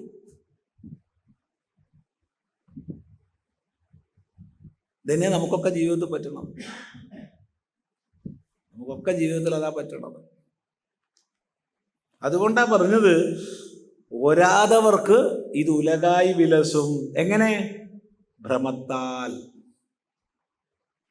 ഈ ഭ്രമാണ് ഈ ലോകത്തിൽ മുഴുവൻ. ഇവിടെ തമിഴ്നാട്ടിലൊരു സിനിമ തിയേറ്ററല്ല, ടോക്കീസ് കത്തിച്ച് കളഞ്ഞിട്ടുണ്ട് ജനങ്ങൾ. കാരണം MGRും വേറെ 6-7 പേര് ആ സ്റ്റണ്ട്, അവരെടുത്ത് കത്തിയുണ്ട്. MGRന്റെ കത്തി താഴെ വീണപ്പോൾ അണ്ണാന്ന് പറഞ്ഞിട്ട് കത്തി എറിഞ്ഞു കൊടുത്തു. എറിഞ്ഞപ്പോൾ സ്ക്രീൻ കീറിപ്പോയി. കാരണം സ്ക്രീൻ തുണിയുടെ ആണല്ലോ. സ്ക്രീൻ കയറി സിനിമ നിന്നുപോയി. എന്നിട്ട് വികാരഭരിതരായ കാഴ്ചക്കാർ ആ സിനിമ ടോക്കീസിന് തീയിട്ടു. അങ്ങനെ MGRന്റെ സിനിമ മുടങ്ങുക എന്ന് പറഞ്ഞാൽ അവർക്ക് സഹിക്കാൻ പറ്റുന്നതല്ല. കത്തിപ്പോയി. ആർക്ക് പോയി? ഉടമസ്ഥന് പോയി. എന്താ സംഭവം? കത്തിപ്പോയിന്നേ. നമ്മൾ താതാത്മ്യപ്പെടുകയാണ്. മിക്ക വീട്ടിലും ഇപ്പോൾ സന്ധ്യാസമയത്ത് ആ താതാത്മ്യങ്ങളാണ്. നാളൊരു മുത്തശ്ശിയോട് കാര്യമായി ചോദിച്ചത്, ഇനി എന്താ അപ്പോൾ അവൾക്ക് പറ്റുക ഏത് എനിക്ക് മനസ്സിലായില്ല എന്താ. നോക്കുമ്പോൾ പറ്റുമ്പോൾ മനസ്സിലായി ഏതൊരു സീരിയലത്തെ ഒരു കഥാപാത്രമാണ് അത്ര. അവൾക്ക് എന്ത് പറ്റും അടുത്ത ആഴ്ചത്തേക്ക്. എന്താ ചെയ്യാം? താതാത്മ്യം. അതുകൊണ്ട് വിലസും ഭ്രമത്താൽ ആരാൽ വിളക്കരികിലില്ല പിശാച്. ആരാൽ അരികെ. ആരാത്ത് എന്നുള്ള ശബ്ദം നേരത്തെ ഗുരുദേവൻ പ്രയോഗിച്ച നമ്മൾ നേരത്തെ കണ്ടിട്ടുണ്ട്. ഗുരുദേവൻ വളരെ ഇഷ്ടപ്പെട്ടൊരു പദം തോന്നുന്നു. അത് സംസ്കൃതത്തിലെ ആരാധ് ആണ്.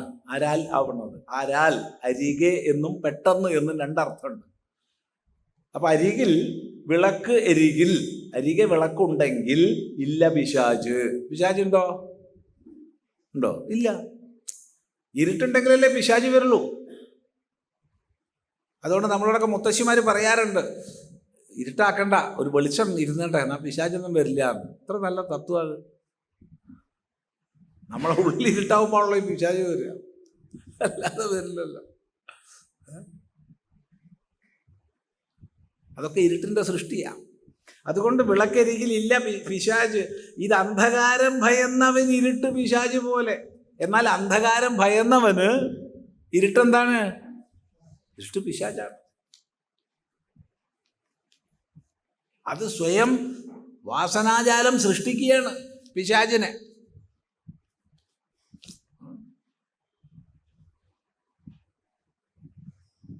കഴിഞ്ഞ ദിവസം ഒരു നേരമ്പോക്കുണ്ടായി.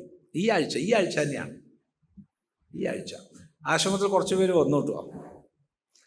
അപ്പോൾ കുറച്ച് പേര് വന്നു. അപ്പോൾ അവർ നമ്മൾ ചെറിയ കുട്ടിയാവുമ്പോൾ വളർന്ന പ്രദേശത്തു നിന്നാണ് വന്നത്. ഈ പറയുന്ന ചിദാനന്ദ ഗുരുസ്വാമി കൊച്ചു കുട്ടിയായപ്പോൾ വളർന്ന പ്രദേശത്തു നിന്നാണ് അവർ വന്നത്. അപ്പോൾ അതൊരു വളർന്നത് വലിയൊരു വീട്ടിലായിരുന്നു. വലിയ വീടിച്ചാൽ വലിയ വീടാണ് അന്ന് താമസിച്ചിരുന്നത്. അപ്പോൾ എന്തോ സന്ദർഭവശാൽ ആ വീടിനെ കുറിച്ചൊക്കെ സംഭാഷണം വന്നു. ആ വീടൊക്കെ അതുപോലെ തന്നെയാണോ അപ്പോഴും എന്ന് നമ്മൾ ചോദിച്ചു. അതെ, ഒന്നും മാറ്റമൊന്നും വരുത്തിയില്ല, അതുപോലെ തന്നെയാണ്. പിന്നെ പുറത്തൊരു മുറി അവർ വേറെ എടുത്തിട്ടുണ്ട്, അത്രയേ ഉള്ളൂ. പിന്നെ അതിൽ പ്രേതബാധ ഉണ്ടായിരുന്ന വീടാണത് എന്ന് പറഞ്ഞ് കേട്ടിട്ടുണ്ടോ? ഉണ്ടാവും, തീർച്ചയായിട്ടും ഉണ്ടാവും, ഇല്ല എന്ന് പറഞ്ഞൂടാ എന്ന് നമ്മളും പറഞ്ഞു. ഇത് നമ്മൾ പുറത്ത് പറഞ്ഞെങ്കിലും മനസ്സുകൊണ്ട് ചിരിക്കുകയായിരുന്നു. എന്താ സംഭവം വെച്ചാൽ അതൊരു നേരം പോക്കാ. നമ്മൾ പ്രീ ഡിഗ്രിക്ക് പഠിക്കുന്ന കാലത്താണ് ഒരു രസിക കഥാപാത്രം, അദ്ദേഹം എപ്പോഴും ജീവനോടുണ്ട്, ആശ്രമത്തിൽ വല്ലപ്പോഴും വരാറുണ്ട്, 90 വയസ്സായി ഉണ്ടാവും. അദ്ദേഹം ഒരു രസിക കഥാപാത്രം. അയാളെല്ലാവരും ഇരട്ടപ്പേര് പുഞ്ചിരി എന്നാണ് വിളിക്കുക. പുഞ്ചിരി ഒരു കുറുപ്പാണ്, നാരായണക്കുറുപ്പ് എന്നാണ് അയാളുടെ പേര്. അപ്പോൾ ഈ നാരായണക്കുറുപ്പും അന്ന് ഈ കുട്ടിയും മാത്രം ആ വീട്ടിൽ കുറച്ച് ഉണ്ടായിരുന്നു. അപ്പം എന്താ വെച്ചാൽ വീട് പൂട്ടിയിട്ടിരിക്കുകയാണ്, ആരുമില്ല, വീട്ടുകാരൊക്കെ വേറെ സ്ഥലങ്ങളിലാണ്. ഈ കുട്ടി കോളേജിലേക്ക് വേറെ സ്ഥലത്ത് പോയിട്ട് താമസിച്ചിട്ടാണ് പഠിക്കുന്നത്. അപ്പോൾ വല്ലപ്പോഴും ആ വീടൊന്ന് പോയി അടിച്ചു വാരി വൃത്തിയാക്കി വെച്ച് പൂട്ടി തിരിച്ചു പോകണം, അതാണ് ഡ്യൂട്ടി. അപ്പം ചെന്നപ്പോൾ മനസ്സിലായി അവിടുന്ന് പല സാധനങ്ങളും മോഷണം പോകുന്നുണ്ട്. ഓടടക്കം മോഷണം പോകുന്നുണ്ട്. പിന്നെ പറയണ്ട കേട്ടോ, തേങ്ങ അടക്ക അങ്ങനത്തെ ഒന്നുമല്ല, ഓടടക്കം മോഷണം പോകുന്നുണ്ട്. അപ്പോൾ എന്താ ഇപ്പോൾ ഈ മോഷണം നിർത്താനൊരു വഴിയെന്ന് ഞങ്ങൾ രണ്ടാളും കൂടി ആലോചിച്ചു. അപ്പോൾ ഈ കുറുപ്പ് പറഞ്ഞൊരു വഴി ഞാൻ കണ്ടുപിടിച്ചിട്ടുണ്ട്. എന്താ വഴിയെന്ന് വെച്ചാൽ, അക്കാലത്ത് ഈ 5 ലിറ്ററിൻ്റെ ഡാൽഡയുടെ ഒരു വട്ടത്തിലുള്ളൊരു തപ്പുണ്ടായിരുന്നു, ഒരു മഞ്ഞ കളറിൽ. എത്ര പേർക്ക് ഓർമ്മ ഉണ്ടെന്ന് അറിയില്ല. ഈ തപ്പിനൊരു പിടിയുണ്ട് ഇങ്ങനെ, ഇതിൻ്റെ മുകളിലൊരു ചൂടി കെട്ടുക. എന്നിട്ട് നമ്മൾ സ്റ്റെപ്പ് കയറി കോണി കയറിയിട്ട് മുകളിൽ കൊണ്ടുപോവുക, വീടിൻ്റെ മുകളിൽ. ഇനി രസകരമായ സംഭവമുണ്ട്. ഇതിലൊക്കെ അടങ്ങിയ ഈ ഫിസിക്സിൻ്റെ അക്കൗസ്റ്റിക്സിൻ്റെ ഒക്കെ തിയറി ഒന്നും പഠിച്ചിട്ടല്ല, എന്നാൽ എല്ലാ ജനവാതിലും അടച്ച് 2 ഭാഗത്തേക്കുള്ള ജനവാതിൽ മാത്രം തുറന്നിടും മുകളിൽ. എന്നിട്ട് ഇയാൾ കയറ് താഴത്തേക്ക് ഒരൊറ്റ വലിയ. അപ്പോൾ ഈ കോണിയുടെ സ്റ്റെപ്പിൽ ഓരോ സ്റ്റെപ്പിലും ഠേ ഠേ ഠേ ഠേ എന്ന് പറഞ്ഞിട്ട് ഇത് താഴെ വീഴും. താഴെ വീണ് കഴിഞ്ഞാൽ ഉടനെ മുകളിലേക്ക് വീണ്ടും കയറ്റും, വീണ്ടും വലിക്കും. ഇങ്ങനെ ഒരു 10-15 പ്രാവശ്യം ഇയാൾ താഴത്തേക്ക് വലിക്കും. എപ്പോ? രാത്രി ഒരു 12-12:30 മണിക്ക്. ഇതാണ് പരിപാടി. അത് കഴിഞ്ഞാൽ ജനവാതിൽ അടച്ചു കളയും. ഇങ്ങനെ 2-3 ദിവസം നിന്നപ്പോൾ ചുറ്റുപാട് മുഴുവൻ വർത്തമാനം തുടങ്ങി. ആ വീട്ടിൽ പ്രേതമുണ്ട്, രാത്രി ശബ്ദം ഞങ്ങൾ കേൾക്കുന്നുണ്ട്. അല്ല മോനെ, നിനക്ക് അനുഭവമല്ലേ? എന്തോ ശബ്ദങ്ങൾ ഞങ്ങളും കേട്ടിട്ടുണ്ട്. സത്യമല്ലേ? കള്ളുണ്ടോ? പിന്നെ നിങ്ങൾ എങ്ങനെയാ അവിടെ താമസിക്കുന്നത്? അതൊന്നും പറയണ്ട. താമസിക്കാണ്ടിരിക്കാൻ പറ്റുമോ? കഴിഞ്ഞു, പ്രശ്നം കഴിഞ്ഞു. ആ സംഭാഷണം ഇത്ര കൊല്ലം കഴിഞ്ഞ് ഇപ്പോഴും ഉണ്ട് പറഞ്ഞാലോ. അപ്പൊ നാട്ടുകാർക്ക് എന്താണത്? അത് പ്രേതബാധയാ. സത്യത്തിൽ എന്താണ്? ഡാൽഡബാധയാണ്. അതെ,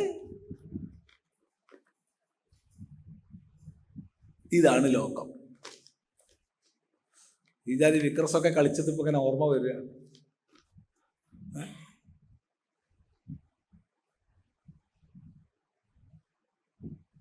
ഇതുപോലെ ഓരോ നാട്ടിലും ഒടിയൻ, പ്രേതം, പിശാച്, അത് ഇത് എന്ന് പറഞ്ഞ കഥകളുടെ പിന്നിലൊക്കെ ഇങ്ങനത്തെ ചില ആൾക്കാർ ഉണ്ടാവും. മനസ്സിലാക്കിയാ നല്ലത്. അതുകൊണ്ട് എന്താണത്? ഭയന്നവൻ ഇരുട്ട് പിശാച് പോലെ. ഭയക്കാത്തവനോ? ഇരുട്ടിലൊരു പ്രശ്നമില്ല.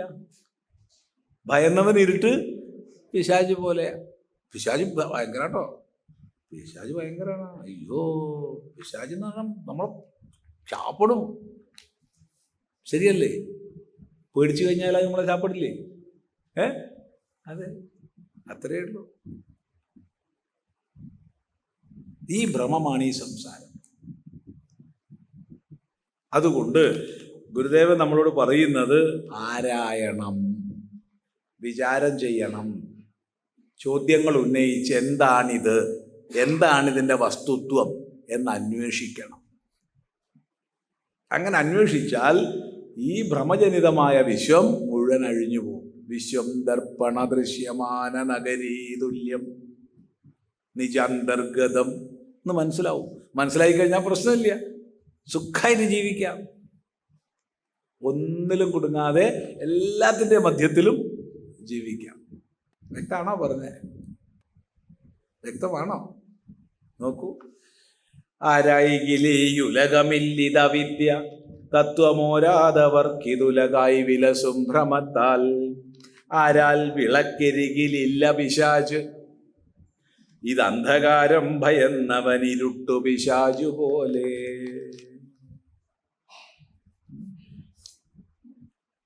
ഭയന്ന് കഴിഞ്ഞാൽ അവരൊക്കെ വരും. അതുപോലെ ഈ ഭ്രമത്തിൽ, അവിദ്യാജനിതമായ ഭ്രമത്തിൽ അകപ്പെട്ടാൽ ഈ സംസാരം നമ്മുടെ മുമ്പിൽ ഉള്ളതായി ഭാസിക്കും. തത്വബോധത്തിലോ ഒന്നുമില്ല. ഇതെല്ലാം ഏകമായ അദ്വയമായ സത്യമാണ് എന്ന ആനന്ദത്തിൽ കഴിയും. ശ്രദ്ധിക്കുക. ഉണ്ടില്ല എന്നു മുറമാറിയ സത്തസത്തു രണ്ടും പ്രതീതമിതനാദിതമസ്വഭാവം രണ്ടും തിരഞ്ഞിടുകിലില്ല അസത്തുരജ്ജു ഖണ്ഡത്തിലുരകമുള്ളതു രജ്ജു മാത്രം. ഉണ്ടില്ല എന്നു മുറമാറിയ സത്തസത്തു രണ്ടും പ്രതീതമിതനാദിതമസ്വഭാവം രണ്ടും തിരഞ്ഞിടുകിലില്ല അസത്ത് രജ്ജു ഖണ്ഡത്തിലുരകമുള്ളതു രജ്ജു മാത്രം.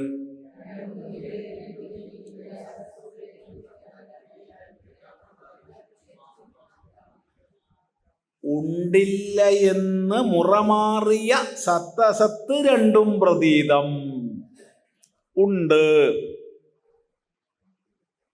ഇല്ല, അതാണ് ഉണ്ടില്ല. അല്ലാണ്ട് ഉണ്ടില്ല എന്നല്ല. ഞങ്ങൾ ഊണ് കഴിച്ചിട്ടില്ല സ്വാമി, ഉണ്ടില്ല, അതല്ല. അവിടെ ഉണ്ട്, ഇല്ല.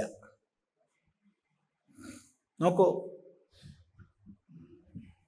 ഞാൻ പറയുകയാണ്, ഈ പുസ്തകമുണ്ട്, അല്ലെങ്കിൽ വേണ്ട, ഈ സ്റ്റീലിൻ്റെ ദണ്ടുണ്ട് എന്ന് ഞാൻ പറഞ്ഞു. ഇതുണ്ട്, ഉണ്ടല്ലോ. ഇല്ല എന്നാർക്കെങ്കിലും പറയാൻ പറ്റുമോ? ഇല്ല, ഉണ്ട്. അല്ലെങ്കിൽ ആ ഓടുണ്ട്.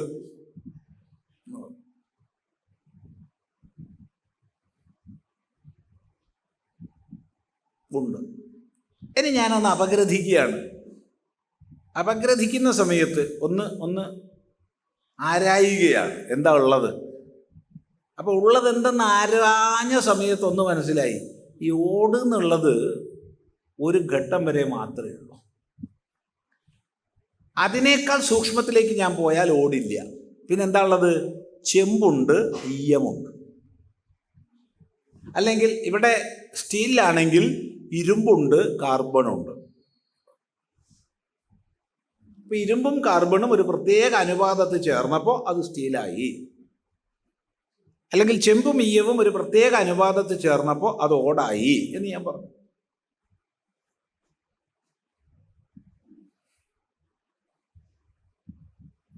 അപ്പോൾ ഈ ഓടുണ്ട് എന്നുള്ളത് ഏത് വരെയാ?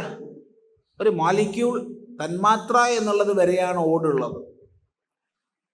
തന്മാത്രയേക്കാൾ സൂക്ഷ്മതലത്തിലേക്ക്, ആറ്റം എന്നുള്ള തലത്തിലേക്ക് പോയപ്പോൾ ഓടുണ്ടോ?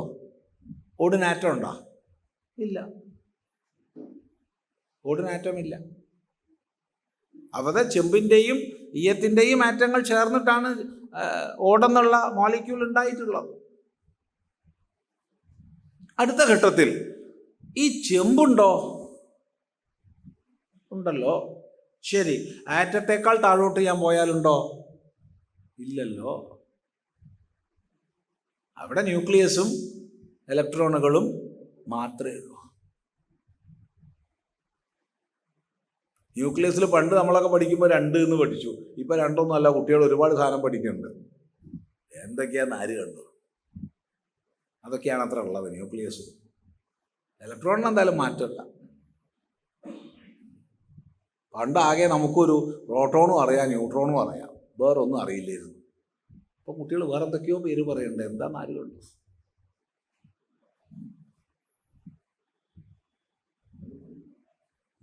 ശരി, അപ്പം ചെമ്പ് എന്നുള്ളത് ഇല്ല ആറ്റത്തിനേക്കാൾ താഴോട്ട് പോയപ്പോൾ.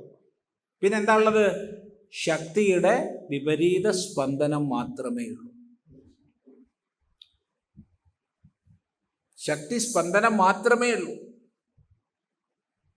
ഇനിയും ഞാൻ സൂക്ഷ്മമായി പോയാൽ കേവലം ഉണ്മ മാത്രം ശേഷിക്കും. അങ്ങോട്ട് പോകാനുള്ള കഴിവ് ഇന്നെനിക്കില്ല. എന്ന് പറഞ്ഞാൽ ഇന്നത്തെ ശാസ്ത്രം പോരാ, കുറച്ചും കൂടി ശാസ്ത്രം പുരോഗമിക്കണം, മുന്നോട്ട് പോകണം. അപ്പൊ കേവലം അസ്തിത്വം മാത്രമാണെന്ന് മനസ്സിലാവും, ഉണ്ട് എന്നുള്ള ഉണ്മ.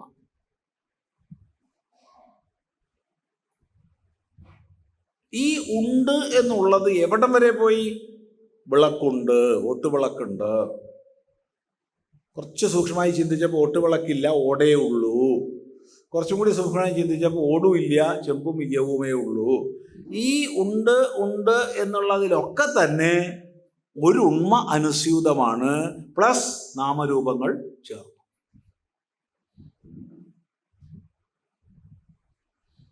ഇതാണ് ഈ പ്രപഞ്ചം, ഈ പ്രപഞ്ച പ്രതിഭാസം. അതുകൊണ്ട് നമുക്ക് ഈ പ്രപഞ്ചത്തെ മൊത്തത്തിൽ സദസദ്ബുദ്ധികളുടെ ചേർച്ചയാണെന്ന് പറയാം.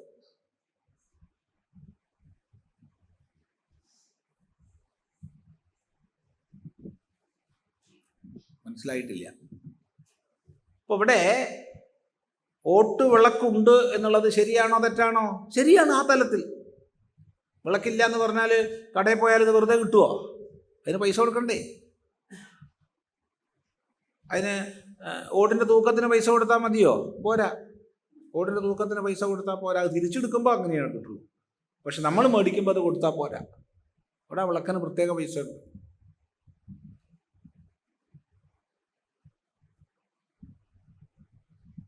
അപ്പോൾ വിളക്കില്ല എന്ന് പറഞ്ഞാൽ പറ്റില്ല.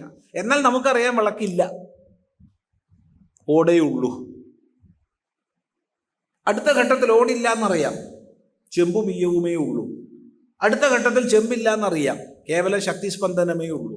ഇങ്ങനെ നമ്മൾ സൂക്ഷ്മത്തിലേക്ക് പോകും തോറും ഒന്ന് മനസ്സിലായി, ഈ പ്രപഞ്ചപ്രതീതി മുഴുവൻ സത്ത് അസത്ത് ഇവ രണ്ടും ചേർന്നാണ്, സദസത് ബുദ്ധികൾ ചേർന്നിട്ടാണ്. ഈ സദസത് നിരൂപണം ചെയ്യുന്ന സമയത്ത് നാസത്തോ വിദ്യതേ ഭാവോ നാ ഭാവോ വിദ്യതേ സതഃ എന്ന് ഭഗവാൻ തൻ്റെ ഗീതോപദേശത്തിൽ പറഞ്ഞു തരും. അത് തന്നെയാണ് ഈ ശ്ലോകം. ഉണ്ട് ഇല്ല എന്ന് മുറമാറിയ. എങ്ങനെയാണ് മുറമാറുന്നത്? എങ്ങനെയാണ് മുറമാറുന്നത്?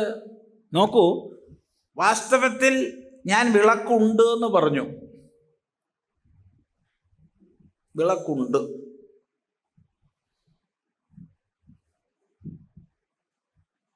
ഇവിടെ സത്യത്തിൽ വിളക്കാണോ ഉള്ളത്, ഓടാണോ ഉള്ളത്? എന്താ അഭിപ്രായം? എന്താ ഇത് 4 കിലോഗ്രാം ആണ് അതിൻ്റെ, 5 കിലോഗ്രാം ആണ് അതിൻ്റെ തൂക്കം എന്ന് വിചാരിച്ചോളൂ. പൈസ ഒന്നും കൊടുക്കണ്ടല്ലോ, എന്തിനാ കുറയ്ക്കണത്? 5 കിലോഗ്രാം ആണെന്ന് വിചാരിക്കുക. അതിൻ്റെ തൂക്കം എന്തിൻ്റെ തൂക്കം? ഓട്ട് വിളക്കിൻ്റെ തൂക്കം 5 കിലോഗ്രാം ആണ്. ശരി, ഓട്ട് വിളക്കിൻ്റെ തൂക്കം 5 കിലോഗ്രാം, മാറ്റമില്ല. എത്രയാണ് ഓടിൻ്റെ തൂക്കം? 5 കിലോഗ്രാം. എത്രയാണ് വിളക്കിൻ്റെ തൂക്കം?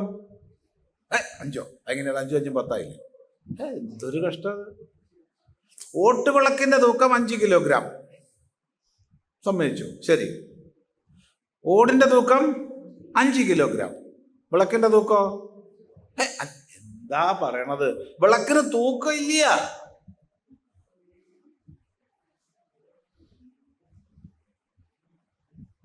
തട്ടിമുട്ടി പൊട്ടിപ്പോയി, കഷ്ണങ്ങളായി. വിളക്കുണ്ടോ? ഇല്ല. തൂക്കി നോക്കി, എത്ര കിലോഗ്രാം ഉണ്ട്? 5. ഇനി അത് കൊണ്ടുപോയിട്ട് വിറ്റിട്ട് വേറൊരു വിളക്ക് വാങ്ങാം. കുറച്ച് പൈസ കൂട്ടിയിടേണ്ടി വരും, ഇത്രയേ ഉള്ളൂ. എത്ര പൈസയാണ് കൂട്ടിയിടേണ്ടത്? വിളക്കിൻ്റെ പൈസ. ഇല്ലാത്തതിന് പൈസ കൊടുക്കണം. ശരിയാണോ അല്ലയോ? അപ്പം ഞാൻ ഓട്ടുവിളക്കുണ്ട് എന്ന് പറയുമ്പോൾ വാസ്തവത്തിൽ ഈ ഉണ്ട് എന്നുള്ളത് എന്തിൻ്റെ ഉണ്മയാണ്? വിളക്കിൻ്റെ ഉണ്മയാണോ ഓടിൻ്റെ ഉണ്മയാണോ? ഓടിൻ്റെ ഉണ്മയാണ്. അപ്പം അത് മുറ മാറിയതല്ലേ? ഇല്ലാത്ത വിളക്ക് ഉണ്ടെന്ന് ഞാൻ മനസ്സിലാക്കുന്നത് ഓടിൻ്റെ ഉണ്മ കൊണ്ടാണ്. അടുത്ത ഘട്ടത്തിൽ ഇല്ലാത്ത ഓട് ഉണ്ടെന്ന് ഞാൻ മനസ്സിലാക്കിയത് ചെമ്പിൻ്റെയും ഈയത്തിൻ്റെയും ഉണ്മ കൊണ്ടാണ്. ഇതാണ് ഈ മുറമാറിയ സത്തസത്ത്. അങ്ങനെ നമ്മൾ ഇല്ലാത്തതിനെ ഉണ്ടെന്ന് പറയുന്നു, ഉള്ളതിനോട്ട് അറിയുന്നുമില്ല. ഞാനുണ്ട് നമ്മൾ പറയുന്നു. ശരി, ഞാനുണ്ട്. നാള് നമ്മളെ ജീവിതത്തിൽ രസകരമായൊരു സംഭവം ഉണ്ടായി. അത് ഭഗവാൻ രമണ മഹർഷിയുടെ ജീവിതത്തിൽ ഉണ്ടായത് ഞാൻ വായിച്ചിട്ടുണ്ട്. അത് എൻ്റെ ജീവിതത്തിൽ ഉണ്ടായപ്പോൾ ഒരു സന്തോഷം, വലിയൊരു സന്തോഷം. ചിലർ വിചാരിക്കും വലിയ എന്തോ ഒരു ആധ്യാത്മിക അനുഭൂതിയാണ് പറയാൻ പോകണമെന്ന്. ഒന്നുമല്ല. ആശ്രമത്തിൽ ഒരാൾ വന്നിട്ട് സ്വാമി അങ്ങനെയാണ് ഇങ്ങനെയാണ് കുറച്ച് ദിവസം ഞാൻ അവിടെ താമസിക്കട്ടെ. കുറച്ച് ദിവസം താമസിച്ചോളൂ, വിരോധമില്ല. ഞാൻ എന്ത് സേവ വേണമെങ്കിൽ ചെയ്യാം. ആയിക്കോട്ടെ, ചെയ്തോളൂ. അതൊക്കെ തുടക്കത്തിൽ അങ്ങനെയൊക്കെയാ പറയുക. എന്ത് സേവ വേണമെങ്കിൽ അടിച്ചു വാരാം, മറ്റേതാക്കാം, മറിച്ചതാക്കാന്ന് പറയും. പിന്നെ 2 ദിവസം കഴിഞ്ഞാൽ പിന്നെ ഭാഗത്തേക്ക് കാണില്ല. അത് വേറെ വിഷയം. ഏതായാലും ഞാൻ എന്ത് സേവ വേണമെങ്കിൽ ചെയ്യാം. അത് എന്തിനപ്പോൾ നിങ്ങളിപ്പോൾ കുറച്ച് ദിവസമൊക്കെ താമസിക്കുന്നത്? അല്ല സ്വാമി, ഞാൻ ആരാണെന്നുള്ള അന്വേഷണത്തിലാണ്. പല ആശ്രമങ്ങളിൽ പോയി, പലയിടത്തും പോയി. സന്തോഷം. ഞാൻ ആരാണെന്ന് എനിക്ക് അറിയില്ല, ആ ഒരു അന്വേഷണത്തിലാണ് ഞാൻ നടക്കുന്നത്. സന്തോഷം. എന്തായാലും അവിടെ താമസിക്കുക കേട്ടോ. അപ്പോൾ 2-3 ദിവസം കഴിഞ്ഞു. അവിടെ ആ ഹാളിൻ്റെ, നിങ്ങൾക്ക് അവിടെ പോകുന്നവർക്കൊക്കെ അറിയാം, ഹാളിൻ്റെ സൈഡിൽ കൂടെ തന്നെ പോയിട്ടാണ് ടോയ്ലറ്റിലേക്ക് പോണൊരു സ്ഥലം, വഴിയുണ്ട്. അവിടുന്ന് ഇയാൾ വേറൊരു സ്വാമിയായിട്ട് ലഹളയായി. ഞാൻ ആരാന്ന് എനിക്ക് മനസ്സിലായിട്ടില്ല, ഞാൻ ആരാന്ന് കാണിച്ചു തരാം. ഞാൻ വേഗം അദ്ദേഹത്തിനെ വിളിച്ചു. 3-4 ദിവസം കൊണ്ട് അങ്ങേക്ക് മനസ്സിലായല്ലോ ആരാന്നുള്ളത്, ഇനി പോവാം. 3-4 ദിവസം കൊണ്ട് അങ്ങേക്ക് മനസ്സിലായില്ലേ ഞാൻ നിങ്ങൾ എന്ത് പറഞ്ഞിട്ട് അവിടെ വന്നത്? സ്വാമി ഞാൻ ആരാന്ന് എനിക്ക് മനസ്സിലായിട്ടില്ല, ആ അന്വേഷണത്തിലാണ് ഞാൻ പറഞ്ഞു. ഇപ്പോൾ ഒരു 3 ദിവസം കഴിഞ്ഞപ്പോൾ വേറൊരാളുടെ ഇയാളെന്ത് പറഞ്ഞു? ഞാൻ ആരാന്ന് നിനക്ക് മനസ്സിലായിട്ടില്ല, നിന്നെ ഞാൻ മനസ്സിലാക്കി ചേരാം ഞാൻ ആരാന്ന്. അപ്പം നിന്നെ ഞാൻ മനസ്സിലാക്കി ചേരാം ആരാന്ന് പറഞ്ഞാൽ ഇയാൾക്ക് മനസ്സിലായിട്ടുണ്ടല്ലോ. അപ്പം അയാൾ വന്നതിൻ്റെ ഉദ്ദേശം നടന്നില്ലേ? ഇനി ആശ്രമത്തിൽ നിൽക്കേണ്ട ആവശ്യമുണ്ടോ? ഉണ്ടോ? വേഗം പോയിക്കോളൂ. സ്വാമി ദക്ഷിണയൊന്നും ഇല്ലേ? ഇല്ല, ഒരു ദക്ഷിണയില്ല, പോയിക്കോളൂ. വേഗം ഇവിടുന്ന് ലഹള ഉണ്ടാക്കിയത് ദക്ഷിണ തന്നെ, വേഗം സ്ഥലം വിട്ടോളൂ. ഇത് കഥയല്ല. നോക്കണേ, ഞാനൊരു കേമൻ. ഇതന്നെ രമണ മഹർഷിയുടെ ജീവിതത്തിൽ ഉണ്ടായിട്ടുണ്ട്. അവിടെ ഒരാൾ ഞാൻ ആരാന്ന് അറിയാൻ വേണ്ടിയിട്ട് വന്നു. ഭഗവാൻ പറഞ്ഞു അവിടെ താമസിച്ചോളൂ, കുറച്ച് വിറകൊക്കെ കീറുക, അങ്ങനെ പണിയൊക്കെ ചെയ്തോളൂ, സേവയൊക്കെ ചെയ്തോളൂ, ഇവിടെ താമസിച്ചോളൂ എന്ന്. അത് കഴിഞ്ഞൊരു മാസം ആകുമ്പോഴത്തേക്ക് വേറെ ആളായിട്ട് അടിയുണ്ടാക്കി ആശ്രമത്തിൽ, രമണാശ്രമത്തിൽ. അപ്പോൾ ചോദിച്ചതാണ് ഞാൻ ആരാന്ന് എന്നെ കാണിച്ചു തരാമെന്ന്. നല്ല കാലത്തിൽ രമണ മഹർഷി അത് കേട്ടു, വേഗം പറഞ്ഞയച്ചു. ഞാൻ ഉദ്ദേശം നടന്നല്ലോ. പിന്നെന്താ, നമ്മളൊക്കെ പറയണതാണിത്, ഇല്ലേ? ഇല്ല, ഞാൻ ആരാന്ന് കാണിച്ചു തരാൻ പോയല്ലേ. മനസ്സിലായിട്ടുണ്ടോ ആരാന്ന്? അറിയോ? എന്ത് പൊട്ടത്തരാ നമ്മൾ പറയണത്? ആരാന്ന് മനസ്സിലായ പിന്നെ എങ്ങനെയൊക്കെ പറയുമോ? ആരാന്ന് മനസ്സിലായവർ കാണിച്ചു തരാന്ന് പറയുമോ? ആരാന്ന് അറിഞ്ഞവർക്ക് അറിയില്ലേ കാണിക്കാൻ പറ്റില്ല എന്ന്. അപ്പൊ കാണിക്കാൻ പറ്റും എന്ന് വിചാരിച്ചാൽ ഒന്നുറപ്പാ, എന്ത്? അറിഞ്ഞിട്ടില്ല. അവിജ്ഞാതം വിജാനതാം വിജ്ഞാതം അവിജാനതാം. ഞാൻ നല്ലോണം മനസ്സിലാക്കി എന്ന് വിചാരിക്കുന്നവർ ഒരു വസ്തു മനസ്സിലാക്കിയിട്ടില്ല എന്ന് ഉപനിഷത്ത് പറയുന്നുണ്ട്. അപ്പോ വാസ്തവത്തിൽ എന്താണോ ഇല്ലാത്തത് അതിനെ നമ്മൾ ഉള്ളതെന്ന് ധരിക്കുന്നു. അതുകൊണ്ട് തന്നെ ഉള്ളത് എന്താണെന്ന് അറിയുന്നില്ല. ഇതാണ് സ്ഥിതി. ഉണ്ട് ഇല്ല എന്ന് മുറമാറിയ, അതാണ് ഈ മുറമാറൽ. മനസ്സിലായില്ല? ഇല്ലാത്ത, 3 കാലങ്ങളിലും നിലനിൽക്കാത്ത വസ്തുജാലങ്ങൾ ഉണ്ടെന്ന് പറയുമ്പോൾ ആത്യന്തികമായ ഉണ്മയാലാണ് ഇതുണ്ടെന്ന് പറയപ്പെടുന്നത്. അപ്പൊ അത് മുറമാറിയ സത്താസത്താണ്. ഉണ്ടില്ല എന്ന് മുറമാറിയ സത്തസത്ത് രണ്ടും പ്രതീതം. ഇവിടെയാണ് മനസ്സിലാക്കുന്നത്. അപ്പൊ ചിലർക്ക് സംശയം തോന്നും, രണ്ടും പ്രതീതം എന്ന് പറഞ്ഞാൽ എന്താ? ഈ മിഥ്യയായിരിക്കുന്ന പ്രപഞ്ചം പ്രതീതമാണെന്ന് പറയാം. അതായത് പരമാർത്ഥത്തിൽ അസത്ത് ആത്യന്തികമായ സത്തിന്റെ ഉണ്മയാൽ ഉള്ളതായി ഭാസിക്കുമ്പോൾ അതില്ലാത്തതാണെന്ന് പറയാം, പ്രതീതമാണെന്ന് പറയാം. ഇപ്പൊ ജഗത്ത് പ്രതീതമാണെന്ന് പറയാം. നമ്മൾ ഒന്നിച്ചു പോണേ, ആർക്കെങ്കിലും ഒന്നിച്ചില്ലെങ്കിൽ പറയണേ. വളരെ ഗൂഢമായ വിഷയമാണിത്, വളരെ ഗഹനമായ വിഷയമാണ്. അപ്പൊ ഈ ജഗത്തുണ്ട് എന്ന് പറയുമ്പോൾ 3 കാലത്തിലും നിലനിൽക്കാത്ത വർത്തമാനത്തിൽ മാത്രമുള്ള ഈ ജഗത്ത് ഉണ്ട് എന്ന് പറയപ്പെടുന്നത് ഇല്ലാത്ത ജഗത്തിനെ കുറിച്ച് ഉണ്മ ചേർത്തിട്ടാണല്ലോ. അപ്പൊ ജഗത്ത് പ്രതീതമാണെന്ന് പറയാം, ശരിയാണ്. പക്ഷെ ഉണ്മ എങ്ങനെയാ പ്രതീതമാണെന്ന് പറയുക? അത് ഉള്ളതല്ലേ.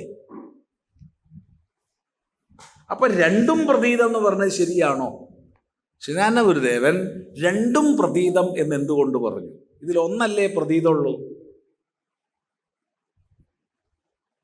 മറുപടി രണ്ടും പ്രതീതമാണ്. കാരണം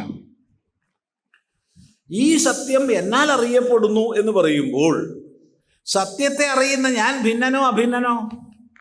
അപ്പൊ 2 സത്യമുണ്ടോ? ആരെങ്കിലും ആൾ പറയാണ് ഞാൻ ആത്മാവിനെ അറിയുന്നു എന്ന് പറഞ്ഞാൽ അവിടെ തൊഴുതോളുക, നമസ്തേ ഞാൻ പോയി വരാം. ആ കുറ്റമൊന്നും പറയരുത്, ദോഷമൊന്നും പറയരുത്. കാരണം ആത്മാവ് അറിയപ്പെടുന്നതല്ല, അറിയുന്നവന്റെ സ്വരൂപമാണ്. അപ്പൊ ആത്മാവിനെ ഞാൻ അറിയുന്നു എന്ന് പറഞ്ഞാൽ അറിയപ്പെടുന്നൊരു വിഷയമായിട്ടാണ് ഞങ്ങൾ ആത്മാവിനെ മനസ്സിലാക്കിയിട്ടുള്ളത്. അതുകൊണ്ടാണ് ഉപനിഷത്ത് പറയുന്നത് യദി മന്യസേ സുവേദേതി ദഹരമേവാപി നൂനം ത്വം വേത്ത. എടോ, നീ നല്ലോണം മനസ്സിലാക്കി എന്നാണോ വിചാരിക്കണത്? അങ്ങനെയാണെങ്കിൽ നീ ഒരു വസ്തു മനസ്സിലാക്കിയിട്ടില്ല കേട്ടോ. കാരണം ഞാൻ മനസ്സിലാക്കി എന്ന് വിചാരിക്കുമ്പോൾ എന്നാൽ മനസ്സിലാക്കപ്പെടുന്ന ഒരു വിഷയമായിട്ട് സത്യത്തെ നീ മനസ്സിലാക്കുന്നു. അത് ശരിയല്ല. എൻ്റെ സ്വരൂപമാണ് സത്യം. അപ്പം ഞാൻ മനസ്സിലാക്കുന്നു എന്നോ മനസ്സിലാക്കുന്നില്ല എന്നോ ഉള്ളത് വരുന്നില്ല. അതുകൊണ്ടാണ് വിജ്ഞാനിയായി തിരിച്ചു വന്ന ശിഷ്യൻ ഗുരുനാഥനോട് പറയുന്നുണ്ട്, നാഹം മന്യേസു വേദേതി നോന വേദേതി വേദച. ഞാൻ നല്ലോണം മനസ്സിലാക്കി എന്ന് വിചാരിക്കുന്നില്ല, എന്നാൽ മനസ്സിലാക്കിയിട്ടില്ല എന്നില്ല. മനസ്സിലായില്ല? ഞാൻ നല്ലോണം മനസ്സിലാക്കി എന്ന് വിചാരിക്കുന്നില്ല, എന്നാൽ മനസ്സിലാക്കിയിട്ടില്ല എന്ന് ഇല്ല. ഗുരുവിന് മനസ്സിലായി അവൻ മനസ്സിലാക്കിയത്.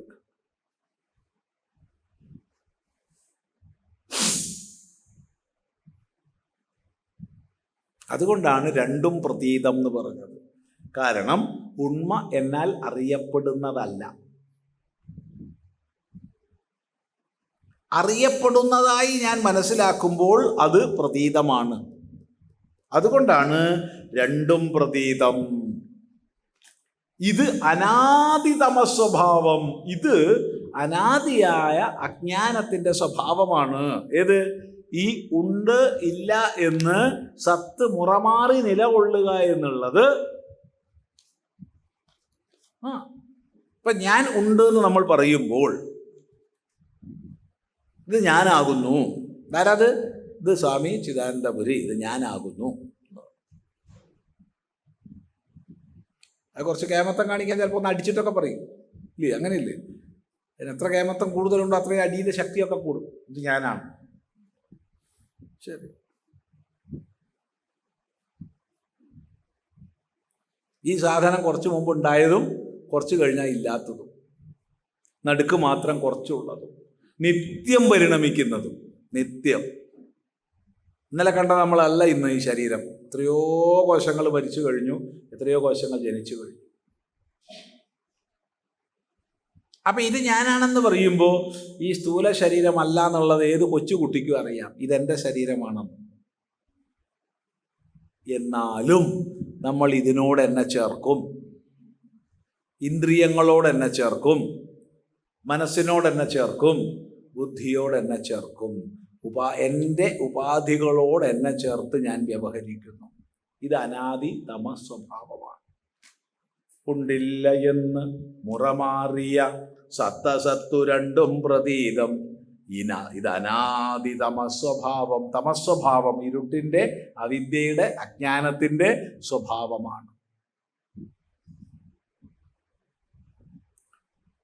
ശരി, സമ്മതിച്ചു. ഇനി ആ രണ്ട് പ്രതീതികളെ നമുക്കൊന്ന് പരിശോധിക്കാം. രണ്ടും പ്രതീതം എന്ന് പറഞ്ഞു, അതിനൊന്ന് പരിശോധിച്ചാലോ? രണ്ടും തിരഞ്ഞിടുകിലില്ല അസത്ത്. രണ്ടും തിരഞ്ഞിടുകിൽ ഇല്ല അസത്ത്. പിന്നെയോ? സത്തുണ്ട്.